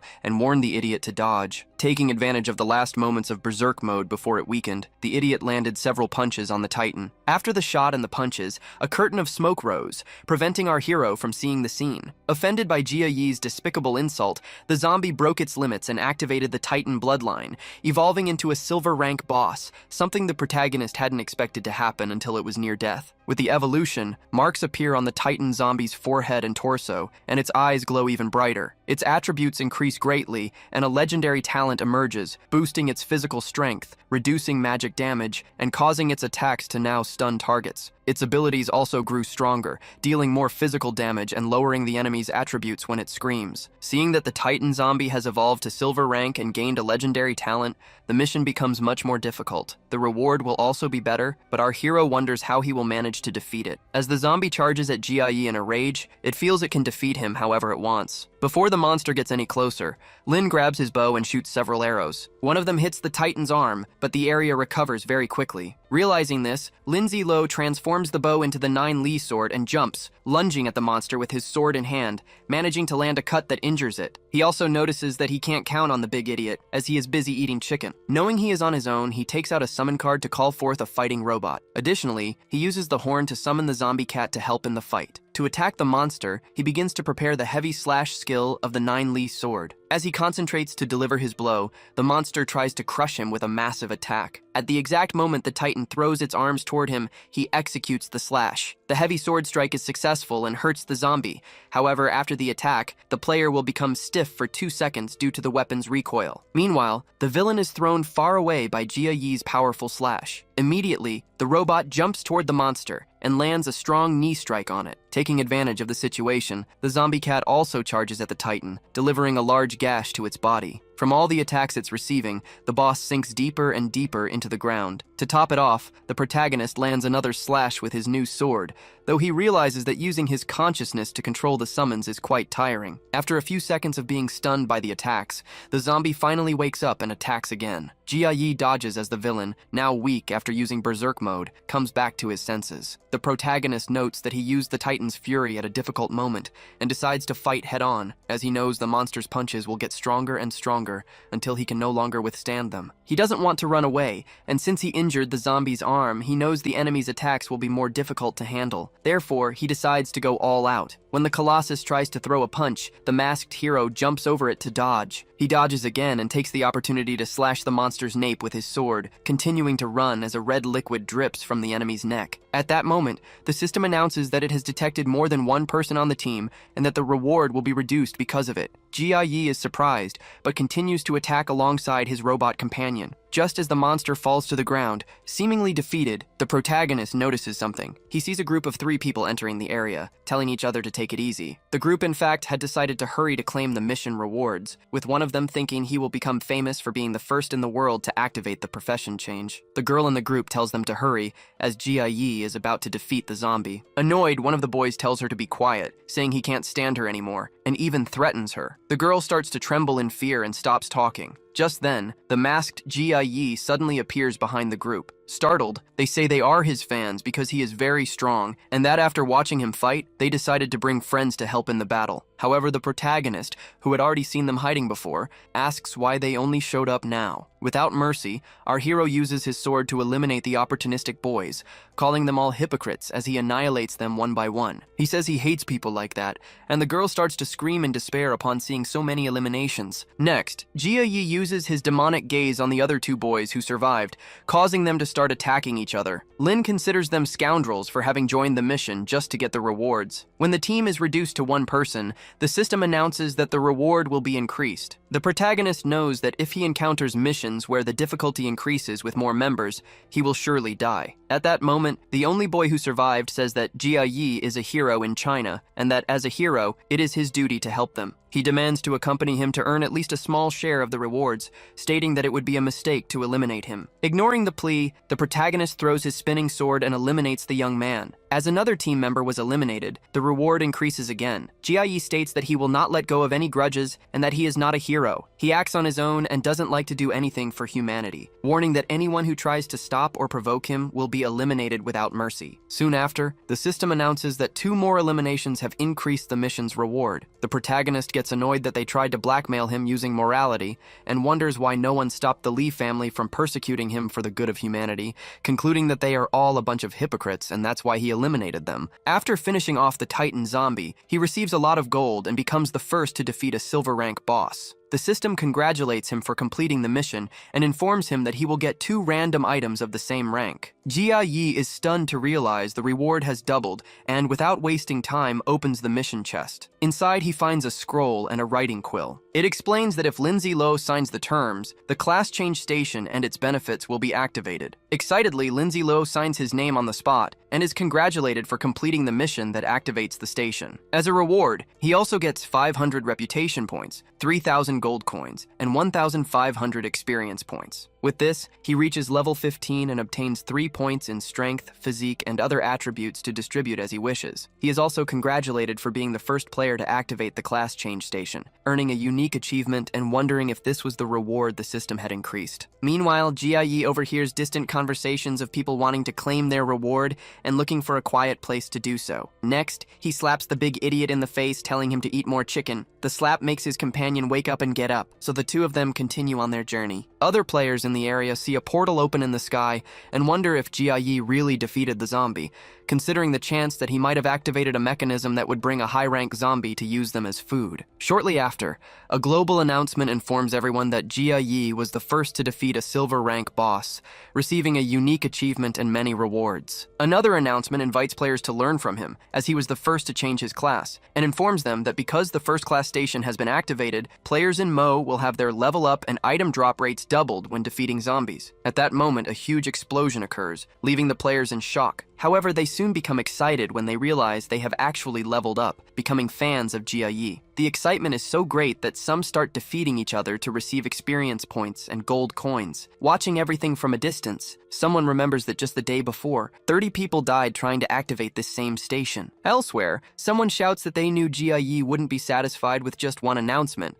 and that he wanted 3 global announcements. Meanwhile, an important figure comments that the player is from their region, but went to Mo when the apocalypse began, and states that since he belongs to that region, he will surely return to embrace his homeland. Far from all the commotion, Jia Yi and the big idiot look at their status panels. Lindsay Luo sees that he is now at level 16, with 12,000 gold coins and 6,000 reputation points, and he boasts that his progress was faster than the beginner's protection period. Jia Yi thinks that he wanted to remain hidden, but now that's impossible, and decides to claim his reward, opening the scroll again. The scroll reveals the details of the Overlord profession, which grants strength and power to conquer the world. His attributes increase automatically, and he can put the unallocated points into mind. He also receives the automatic item collection skill at level 1, but because of his cheat, the skill already starts at level 2. He considers these 2 new skills useful and believes they will make things easier in the future. Furthermore, the item drop rate for all players is doubled, and Jia's title adds another 1%, which means Lindsay Luo's total drop rate is now 201%. He also receives silver rank equipment, which are a hidden battle armor and magic pants. The armor was created to fight mages, reducing magic damage by 10%, while the pants decrease magic damage by 5% and increase the mind attribute. As soon as he equips both items, their effects are activated, resulting in a total magic protection of 15% and a general increase in his attributes. Noticing that his agility and mind attributes were lower, he decides to add points to them, leaving both at 40 points while the rest remain at 50. Soon after, he decides to use the 2 lottery draws he won from the cheat system. The first draw gives him a strength potion, potion, which he believes won't play a critical role in battles. Overall, he thinks the two items aren't very useful, but it doesn't matter much as he is rich enough to buy any item he needs. He then checks his unique titles, one for defeating a silver rank boss, and another for being the first to change class. Reflecting on this, he concludes that all his luck was spent on getting the Overlord class, so the mediocre rewards he received afterward are at the very least a good deal. At that moment, he decides to use his 2 silver rank item draws, praying to every god he could think of for good rewards. The first item is a scroll that allows him to inherit his father's profession, boosting his attributes and making it easier to slay monsters. The protagonist finds the item rather ordinary and useless for now, but he stores it away, thinking it might be useful in the future. Next, he opens the golden chest and gains an inventory space expansion, along with experience points and coins. Along with the other rewards, he receives Hua Qiang's watermelon knife, a gold rank piece of equipment. The knife increases strength, physique, attack speed, and headshots, in addition to granting a special ability. The protagonist thought the knife was good, but the ability was terrible, as activating it required shouting embarrassing words. For this reason, he decides to let his orb devour the weapon. He realizes he has no time to rest. After all, only 24 hours remain, and he decides to make the most of it. To withstand the strain, he uses his recovery potion. At that moment, the big idiot appears, and the protagonist says that after wounding the enemies, he will leave them all for the pet. As an incentive, he promises that for every 20 zombies defeated, the pet zombie will be rewarded with a roasted chicken. The promise makes the big idiot eager to get to work, and the protagonist then activates his weapon, the 9-Li orb. He transforms the orb into a sword, just in time to encounter a bloated zombie. Our hero lands a single slash and eliminates the monster, receiving 3 rewards for defeating the level 6 heavy zombie. He then orders the big idiot to slam his hammer on the ground to attract more zombies. The big idiot obeys, and the sound of the hammer striking the ground attracts hordes of enemies. With that, our hero begins to defeat several level 7 zombies in a row,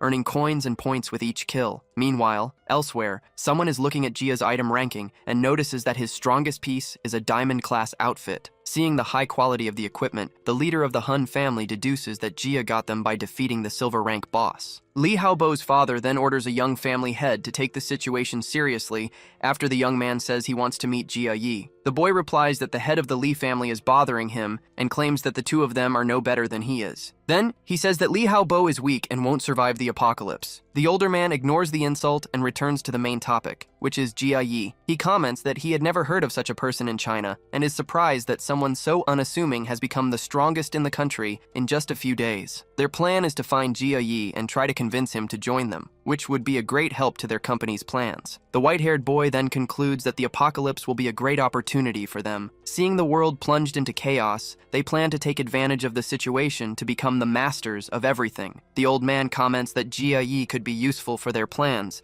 suggesting they could take his equipment. Meanwhile, other players are facing hordes of zombies, as the rewards are getting better and better. Amidst this chaos, a strange girl with glasses, armed with a scythe, is planning to take down another player. Far away in a hotel, our protagonist observes the chaos in the streets while fiddling with his orb. He sees that Zhang Yuanzhong is at a lower rank than he was in his past life, and realizes that now he will have to try much harder. Jia Yi reflects that if everything had gone as before, Zhang would already be at level 9 by the next day, ready to change his class. He recognizes that his rebirth has impacted the world, causing others to evolve more slowly. However, with time and his current combat strength, he feels prepared to face anything. Jia Yi then starts taking several items from his backpack to level them up. Suddenly, a horrible smell fills the air, and he asks if the big idiot farted. Because of the unbearable odor, he decides to take his rare monthly bath. After getting out of the bath, his companion wants to wash up too, but Jia Yi says it's already time to sleep. He remembers how, in his previous life, everyone got used to the chaotic life and simply forgot to bathe. During the night at the hotel, the protagonist and his faithful companion sleep peacefully. However, in the middle of the night, the toilet flushes by itself, and a zombified rat crawls out of it. Our hero hears the noise and comes face to face with the monster rat. The animal leaps toward him, and Jia Yi notices that the mutation has made it gigantic. Even so, he defeats it with ridiculous ease, splitting the creature in half with a single slash. The problem was bigger than it seemed, as shortly after, several zombie rats begin to emerge from the manholes all over the city. The players on the streets get scared and start running, but many are cut down during their escape. The rats spread chaos and soon begin to bang on the door of the hotel where the heroes are staying. Our protagonist suspects it's a monster horde without a system announcement, not just a simple gathering of rats, figuring it's another butterfly effect of his rebirth. He decides to check the surroundings to deal with the emergency, but at first, he doesn't see that many rats on the street. Jia keeps watching for a while longer to confirm if he hadn't exaggerated his assessment. However, he comes to the conclusion that the noise he heard couldn't have been made by just a few animals. Shortly after, a very loud sound confirms his suspicions, and he finally spots an immense horde of zombie rats pouring out of the manholes and spreading throughout the city. Seeing that the rats are moving in an orderly fashion, he deduces they are being controlled by a high-level boss. Realizing it would be a very difficult battle, he decides to leave with the big idiot. They unlock the back door and flee the hotel where they were hiding. Our protagonist puts on his mask and observes the horde, which fortunately hasn't seen him yet. Jia thinks about the rewards he could get if he defeated the bosses, but decides to be careful. After all, there are too many enemies. First, he wants to understand the zombie rat's motivation. Our hero tells the big idiot to stay put and not run under any circumstances. Next, he equips the Ring of the Night and uses his cape to glide between the buildings, looking for a good observation point. He finds a spot with many rats gathered under a bridge and notices a house nearby. He wonders who would be naive enough to hide in a house after 8 days of the apocalypse. Jia thinks about using his floating skill to get to the roof, but he doesn't want to waste the skill. Even so, he decides to check the situation and continues to observe the rats from a distance. He stood still for a long time, waiting to see what would happen. Suddenly the sound stopped, and he noticed that, just like at the class change station, there was a shield separating the place from the rest of the world. He didn't expect this boon and considered himself very lucky. He then called the big idiot over to him as it was time to get to work. The two of them grabbed their weapons and prepared for battle. As they ran across the rooftops, many red-eyed crows were flying over the area. Realizing this, they stopped making noise, as there were too many zombie animals and they wouldn't be able to handle them all at once. As he got closer to a mansion, he noticed many zombie rats and crows in the area. He found it ridiculous that they were coexisting peacefully and entering the mansion in an orderly fashion. Curious about what was inside, he used a rope to descend and investigate the place with the zombie dasha. They landed very close to the mansion they had been observing from above and started running towards it until something surprised the pair. They saw large animals that were also zombified, including tigers, lions, bears, and several other enraged creatures. The hero did not underestimate the bear's strength, neither in his past life nor now. He noticed that the animals that had mutated were entering a yellow portal and disappearing. Other animals still in the middle of the city of Mo also began to head there. After spending the entire night lying in wait, the hero realized that all the animals had disappeared, so he and Dasha decided to enter the yellow portal as well. As they approached, he saw that it was an unknown dungeon, and the system asked if he wanted to enter. The system explained that there are 2 types of dungeons. In the first, the level is adjusted for players to duel, while in the second, the player is teleported to a mission based on their level. It was at that moment that the first unknown dungeon in history appeared. Since he had been to many dungeons in his past life, he had plenty of experience, and with his cheats, he didn't think he would run any risks. The hero wanted the same protection mechanism he had in the mysterious trials. From the system's response, he understood that he could enter and leave without getting hurt, so he decided to proceed. He clicked the button, knowing he could be teleported back to the city of Mo at any moment. However, the system informed him that he could only enter alone without the big idiot. This was because he possessed the cheats, but the zombie did not, so Dasha would have to wait outside. Lindsay Luo grabbed his sword and was teleported into the mysterious dungeon. In the place where he was transported, flames suddenly erupted, illuminating everything. Shortly after tapping on the wall, something came towards him, and he, by instinct, cut the thing with his sword. Immediately, the system warned him that he had activated a special dungeon, the Dungeon of Despair. It was a dungeon that drove people to despair by being a labyrinth from which no one had ever emerged alive. The objective was to find the exit by defeating the animals, avoiding the traps, and finding the only possible path to escape. However, the system began to alter something, as Lindsay Luo had found an undiscovered dungeon. Lin was surprised that it was a new place, and that its special entry method was a teleportation portal. He then considered the possibility that the portal was leading the animals into the labyrinth. Even with the mission restricting the effects of weapons, he could still use the 9 Li sword and his abilities. The system could not remove this bug, as his soul was shielded by the 9 Li pearl. Finally, the bug removal process is completed, and the dungeon's conditions are adjusted according to the protagonist's abilities. The labyrinth walls rise, and he notices the place has changed, thinking the difficulty level has been lowered. However, because he entered ahead of time, the dangers increase by 50%, making him think again. With the penalty set, a notification appears, stating that he can escape or give up the mission by pressing a button that appears in front of him. The button to escape the labyrinth of despair appears, and the protagonist presses it. As soon as he draws his sword, a trap arrow is triggered and flies toward him. A little startled, the hero defends himself with the sword and is pushed back by the impact. He understands that since it's an undiscovered dungeon, he would be surprised anyway, and realizes that normal players wouldn't even be able to block that arrow. At that moment, he notices several other arrows flying in his direction, and to escape, he kicks open a door and runs through the corridor. Relieved to have escaped, he thinks about taking some arrows to use as ammunition, but when he positions his sword where they are coming from, the arrows stop firing. So he decides to move forward, using his intuition and memory, and starts to get excited about finding the exit. Following his intuition, he walks to the right until he steps on a skeleton. He doesn't find any clues or anything useful on the skeleton, which seems to be there only to scare others. He continues until he reaches a door marked with the number 1 and starts banging on it. The moment he pulls the handle, he sees a giant zombie rat that leaps toward him to attack. The hero manages to land a slash and eliminate the monster quickly. With the victory, he gains experience points and food resource cards. Since he was hungry, he starts eating right there, but complains that no napkin came with it to wipe his mouth. He reflects that if he hadn't gone through the class change test, he wouldn't have been able to last this long in the labyrinth. Determined, he makes the same choice as before and heads to the right. He starts tapping on the walls to check for traps or clues, but ends up walking through the monotonous corridors for a long time. At a certain point, a large amount of water shoots in his direction, a silly trap that only annoys him. Eventually, he finds a door with the number 2 and defeats a few more zombified monsters. Upon reaching the 10th door,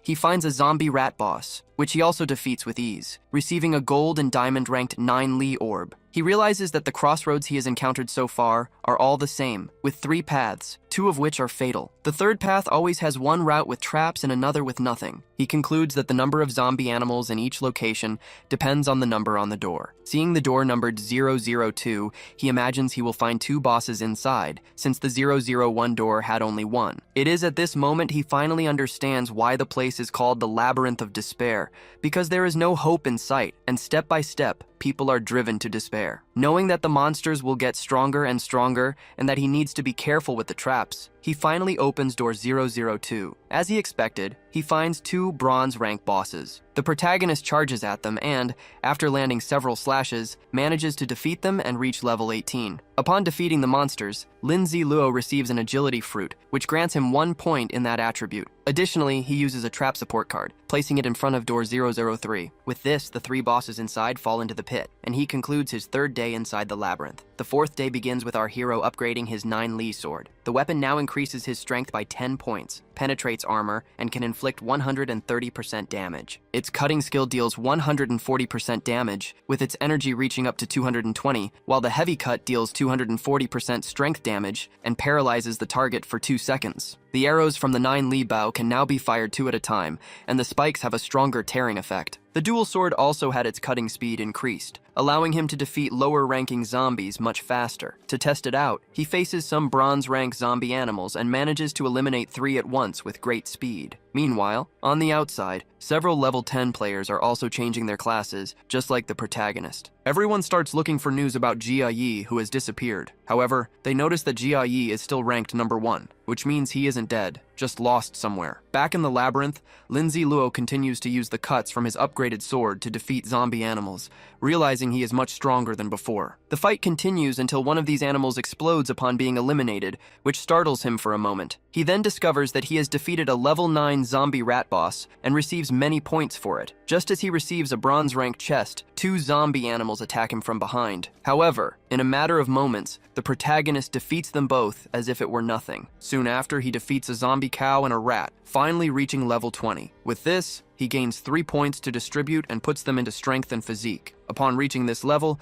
he earns the right to a super cheat item lottery, which he decides to use immediately. Using the lottery, he receives an item called Eyes of Discernment, which allows him to obtain information about living beings that was previously impossible to see. With the Eyes of Discernment, whenever Lindsay Luo looks at other players, he will be able to see everything they possess, viewing information that was previously invisible. He will also be able to see the weaknesses of monsters. The fact that all players will be exposed to him will make him invincible, but also lonely. The second part of the item's description is hazy to him, as he doesn't know to what extent he can see weaknesses, so he decides to test it on the next zombie animals he finds. In his bag, he fuses some items with his 9-li orb, and then walks through the labyrinth's corridors. He arrives in front of a high-numbered door, and the moment he opens it, many animals rush out. A flock of red-eyed crows flies toward him, and he immediately uses his eyes of discernment. Analyzing the crows, he sees that one of them has a weakness to fire, and its right wing which is already slightly injured. Realizing the skill is very useful, he quickly tests it by attacking the crow's right wings with his sword,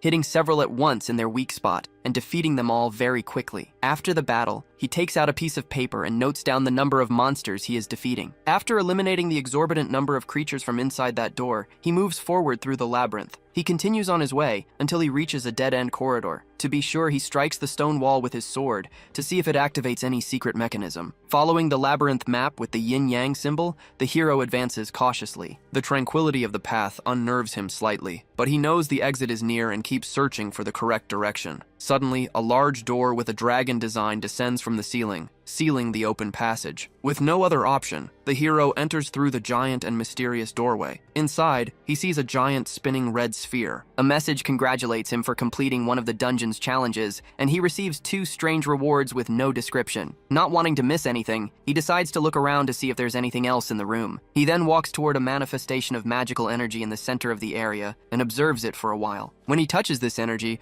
it shatters into several colorful fragments, and the protagonist begins to float in the middle of it all. Soon after, a kind of cocoon appears in the center of the energy. The energy surrounds him and begins to hurt him, causing several wounds. Then, all this force moves toward the cocoon, which starts to crack. The mysterious energy is completely transferred to Lindsay Luo, who endured and survived the impact. When this energy combines with that of the planet, the protagonist begins to change his class. The new class is the Green Emperor, which will be digitized as he finishes the dungeon. A green ring appears in the air, manifesting the elements of nature.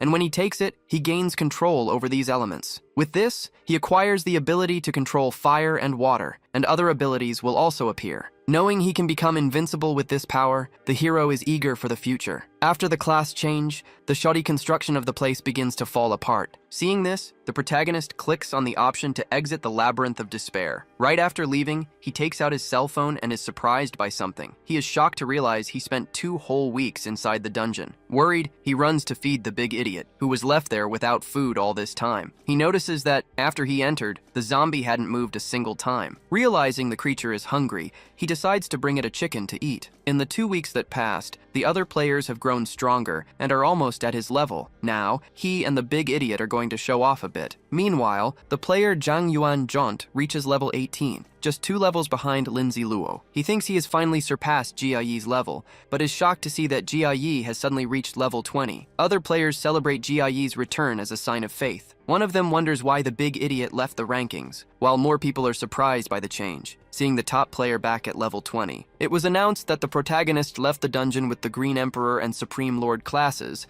pushing his attributes past 80 and 90 points. This new class increased his strength and, along with the energy beads, allowed him to activate the 9 trigrams. Additionally, he gained the 8 trigrams pendant with the yin-yang symbol, which transformed him into a master of mental control over fire and water. This meant his abilities became limitless, as he could now control the elements freely, resulting in balanced attributes and the union of 2 classes that would grant him countless new skills. Meanwhile, the big idiot was exhausted and starving, tearing his own clothes out of rage. The protagonist noticed that he was still at level 16, and then asked his pet zombie, Da Sha, to transform using his strength. Obeying the order, Da Sha smashed the ground, and his hand was enveloped by rocks around his fingers. The big idiot's class was Tyrant, which gave him more strength and the ability to manipulate elements. Soon after, our hero drew more bronze rank items and received the zombie control skill. Since he already had this skill, it simply leveled up to level 2. With all his bonuses stacking up, it seemed that no one could defeat him. As he headed out to Mo City, he received a notification that the combat event was about to end, and because of this, some players were already receiving silver rank item rewards. Jia Yi was shocked to realize the event was over, as it was just starting when he entered the labyrinth. The condition for the combat event to start was that 30% of the city had to be above level 10. The event took place in a set location, and the rewards were greater depending on each player's contribution. So Jia Yi and the big idiot decided to have some fun and gain some levels. Jia Yi asked Da Sha to use his hammer to smash the ground, and obeying, he slammed his sledgehammer into the ground, causing rocks to form around his body. Just ahead, they encountered a horde of zombies that was furiously charging toward them. To face the threat, our hero used the 9-Li sword to unleash a ranged slash that hit the zombies, while the big idiot rushed toward them, sledgehammer in hand. He took a great leap into the air and came down hard, slamming his sledgehammer on the ground and crushing the monsters. A short time later, the duo had already defeated the entire horde of zombies. After the battle, the protagonist sat on the sidewalk and took out a fireball scroll. Fortunately, he hadn't given this scroll to the 9-Li orb to absorb, so now he could use it. With it, he easily learned the fireball magic, even managing to envelop his body with fire energy. He could control the flame as he wished, placing it in his hands and manifesting it in various different forms. However, at one point he lost control, and the fire turned against him in a powerful blaze. The protagonist wasn't hurt, and decided to continue trying to master the magic. A good while passed, and he was already tired of manipulating the fire with his hands. It was then that he learned to control the fireball magic through his Green Emperor class, using his mind to create a sphere of fire that exploded when thrown, with the damage being calculated based on his mind attribute. Our hero tested the new skill and thought it was good that a single scroll had taught him an entire spell. He figured that shops in other cities must also have magic scrolls, and that he could buy them in the future. After that, he decided to look for a chicken for the big idiot to eat, and decided to check if the other cities were already starting their own combat and agility events. In Jing City, the Li family was annoyed at only holding the 3rd position in the rankings, as they wanted first place to attract more attention. One of their soldiers reported that they could reach 2nd place, but expressed concern regarding Zhang. The head of the family then asked if a fight to the death would be necessary, and the soldier explained that Zhang had an army. Despite this, he tried to reassure the head, saying that the 3 families were united and that Zhang would be smart enough not to attack any of them. Annoyed by the hesitation, the leader of the Li family ordered his men to take first place at any cost, and all the soldiers agreed to carry out the order, regardless of the method. As the soldiers were leaving, the chief called one of them, Shijing Shan, and gave him a specific mission. He was to find out why Rongzhan was not yet on the list, and also resolve the issue with Zhang Yuan. The soldier confirmed he understood, and said he would need to get equipment for the task. After he left, the head of the family remained uneasy, feeling that something was wrong. Determined to find Hao Bo and lead the Li family back to the top amidst the chaos, he entered a room, moved a vase, and revealed a secret passage, disappearing behind his bookshelf toward a hidden location in his mansion. Meanwhile, in the urban area of Mo City, our hero was using his fireball to pulverize several zombies. During the fight, a zombie leaped to attack him from behind, but he noticed the movement in time. With his sword already in hand, he turned and delivered a precise strike, eliminating the creature. With this victory, he managed to reach level 21 and received 4 points to distribute, which he used to increase his mind points and enhance the power of his spells. Lin Ziluo and the big idiot continued their journey and soon reached the edge of Mo City. They discovered that the exit to the other cities was blocked by a barrier that would only open after some time. Unwilling to wait, Lin Ziluo used his special key to break through the blue barrier at the border. As he did so, he noticed a completely black space on the other side and figured it might be a checkpoint, so he told the big idiot to follow him. They crossed the border and entered the dark space, which led them to a completely empty room. Suddenly, a system message informed them that they had broken strict rules and would be sent back to where they were. Seizing the opportunity, Lin Ziluo and the big idiot requested to be sent to Jing City, arguing that the next combat event would be there and it would be better to be teleported than to go on foot. To their relief, the request was approved, and the system announced that the 2 players would be teleported to the border of Jing City. After sighing in relief, they finally arrived at the border of Jing, but were caught by surprise to find the place swarming with zombies. Without wasting time, our hero took out his 9-Li sword while the big idiot wielded his sledgehammer, and together they began to destroy the creatures in the area. They defeated piles of monsters, using potions to recover stamina during the intense battle. As a result of the combat, our protagonist reached level 22 and gained 5 more attribute points. Suddenly, they hear a terrifying noise and start running as fast as they can, fleeing from a horde of zombies that is swiftly chasing them. To escape, the 2 climb down a manhole in the city street and shut the lid tightly. In the process, however, Jia Yi accidentally injures the big idiot, so they have to wait for him to recover before continuing their escape. The system placed them in the middle of this horde to show that Jing City will be a difficult challenge. Despite the danger, our hero feels more confident seeing his attributes approaching 100. To strengthen himself further, he takes a ring, bracelets, and a glove from his inventory that also increase his attributes. He knows that all these items have some consequences, but he decides to test them to become stronger. Next, he takes a small space ring and gives it to the big idiot, so that Dasha can have his own inventory and carry supplement cards and food. After gearing up, they wait for morning to continue their journey. In the meantime, a player from the city recognizes our hero and gets his attention, asking if he plans to join the local event. Jia Yi confirms that he will, and the player, happy to have found them, decides they should travel together. The player finds the big idiot's silence strange, but the protagonist explains that he doesn't speak, and the young man agrees to go with them anyway. Since they slept and missed the system announcement, they need someone to explain the situation. The player calls our hero closer and whispers that the event will decide the future of Jing City. He says that a childhood friend who works for the Great Families revealed this information. The protagonist then wonders if the government and the three great families have reached a superficial peace to decide who will have the right to speak. He remembers that, in his past life, Jing City was the first to be pacified while players from other cities were still fighting for their lives. Back then, there was a ranking system formed by the government, the military, and the three great families that determined the right to speak. If the situation is the same as before, he already has an idea of what to do, but he wonders how simple guards know such confidential information,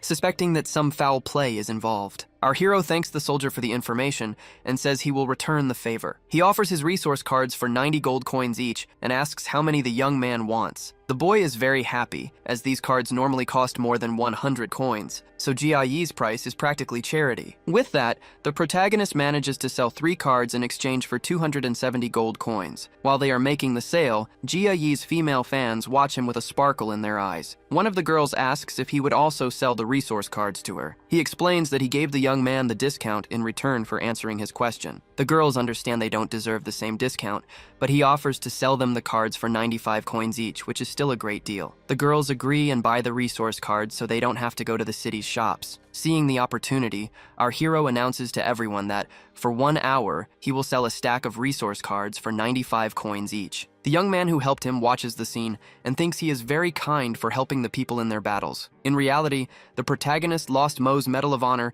due to a lack of coins and now wants to secure Jing's medal. After this hour of earning money, he and his pet zombie leave the area. Meanwhile, someone warns their boss that the two might be in danger. The boss, however, replies that the big idiot is in the top 5 of the rankings and is in good company, so there is no reason to worry. The man reports that the leopard sent 2 men and that they can gather for the class change. He believes that even though the big idiot is strong, he couldn't face many people, so he wants to join them for a big score. However, the hooded man eliminates Xiaoshu, saying that he disappointed him. He wants to see how many will follow the leopard and fall for the bait, but he is also curious to know who Jia is, the person who made the big idiot follow him willingly. Soon after, a boy goes after Jia Yi and asks him to wait. The boy warns them to be careful when walking in the city at night, as there are many zombies nearby. He says he knows a safe place for them to spend the night and tells them to follow him. At that moment, Lindsay Luo notices several people approaching and tells them to leave quickly. He says that if their intention is to rob them, they should do it quickly, as he doesn't want to waste time. He counts 32 players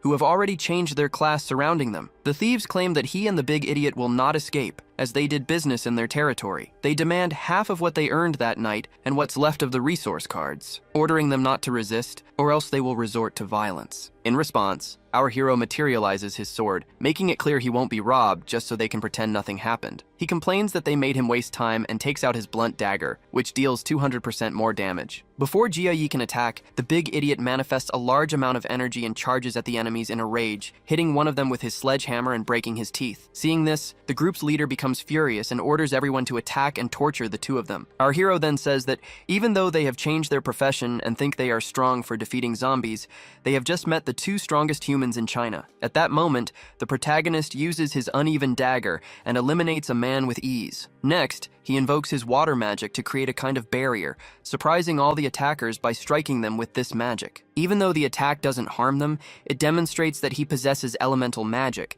and he asks if they still want to continue fighting. After the insult, the big bald leader decides he wants the 2 of them annihilated. Then, Jia Yi energizes his sword with a purple aura and prepares an attack, cutting down and eliminating several attackers at once. Soon after, he unleashes another heavy slash that takes down more enemies. One of the survivors is shocked by Lindsay Luo's strength, as he eliminates a person with a single blow. He shouts to warn his companions about another attack from the protagonist, who had just launched his spinning sword and taken out another person. Retrieving his sword, Jia Yi asks if the group wants to continue the fight. Immediately, several of them kneel and beg for forgiveness, claiming they have families. Our protagonist says that sparing them will not be a problem. One of the men introduces himself as Li Hao Bo and swears on his family that he would never lie, stating that if the group pays a price, he can spare all of their lives. Everyone starts to deposit gold coins and items for our hero, except for the giant bald leader, who tries to sneak away. Upon being noticed, he returns trembling and promises to hand over everything he has to be spared. However, Jia Yi tells the big idiot not to leave any of them alive. Obeying the order, the pet zombie used its sledgehammer to annihilate everyone there. The few survivors swore to avenge their leader, and one of them felt a special hatred for the bald man. Meanwhile, from the top of a building, a hooded figure observed the entire scene, noting that the situation in Jing City was about to change. Then, the observer took out a firearm and fired a shot into the air, a sound that immediately alerted our hero, making him realize he had disturbed someone he shouldn't have. Far away, some survivors were arriving at the safe zone of Ji City. Jia Yi expected no less from China's capital, which had built a safe place in less than a month. He remembered that real identities were required to enter the zone, which meant that he and the big idiot would be exposed. Figuring that a place built so quickly must have some flaw, he decided he would try to find a way to break into the place. An hour later, he and the big idiot came across a secret entrance. The two put on their masks and began to sneak in through a door hidden behind a wall. Inside, Jia Yi asked the big idiot to find the map of Jing City, and his pet zombie quickly found what they were looking for. Our protagonist began to analyze the map, deciding he wanted to go to the gymnasium where the individual combat tournament would take place. Nearby, they overheard the conversation of some young people who were talking about wanting to reach the top in the city, and mentioned a certain Zhang, who was awarded the title of general. They heard a rumor that Zhang Yuanzhong was not feeling very well lately. Jia Ye was curious to know if something had happened, as he remembered that in his past life, Zhang had placed third, even though he was number 1 in the level rankings. One of the young men, however, said that this was just a rumor, which could have been spread on purpose by whoever created the gambling game. To prove his point,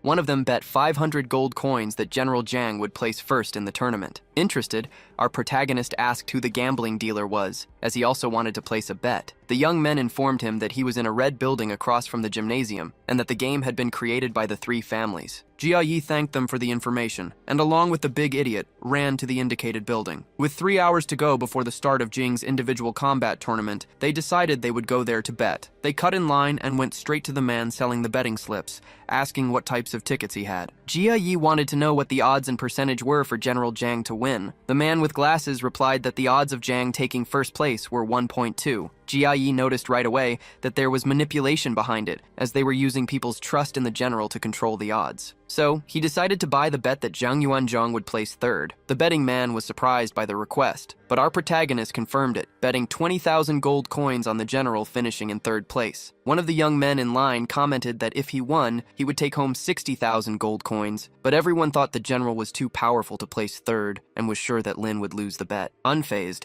Jia Yi also used 20,000 of the big idiot's gold coins to bet on the same third-place finish for Zhang. The betting man was shocked to see him spend 40,000 gold coins on such an absurd bet. Our protagonist simply said he was in a hurry as the tournament was starting. Then, the big idiot threatened the man to accept the bet quickly and hand over the tickets. The vendor quickly handed over the tickets, and the two of them headed to where the tournament would take place. Shortly after, it was announced that the player Jia Yi had entered the Jing City tournament, spending 10 coins. The venue began to fill with people, and the fighters were instructed to wait in the ready area until the tournament began. The two heroes went into the midst of the competitors and soon spotted Zhang Yuanzhong, who was carrying a huge sword. At 2 in the afternoon, the Jing City combat tournament officially begins. Right at the start, one of the fighters taunts his opponent, saying his hand slipped and he ended up eliminating his friend. This enrages Chen Shou, the leader of the leopard group, and an aura of power begins to emanate from him. Noticing this, a man with a giant sledgehammer, who is his opponent, tells Chen Shou to calm down. Observing the scene, our protagonist states that he will be the one to eliminate the man with the sledgehammer. Meanwhile, the big idiot, who is watching the fight, becomes fascinated by the fighter's sledgehammer. Seeing his friend's interest, the protagonist promises that the weapon will be his later. Lindsay Luo understands that as soon as this fight is over, it will be his turn to enter the arena. The crowd begins to comment, recognizing the leader of the leopard group and identifying the other fighter as Shijing from the Li family. The cheers turn to the member of the Li family, as they think the leader of the mountain leopards has no chance. Jia Yi notes how the spectators are quickly drawn to novelty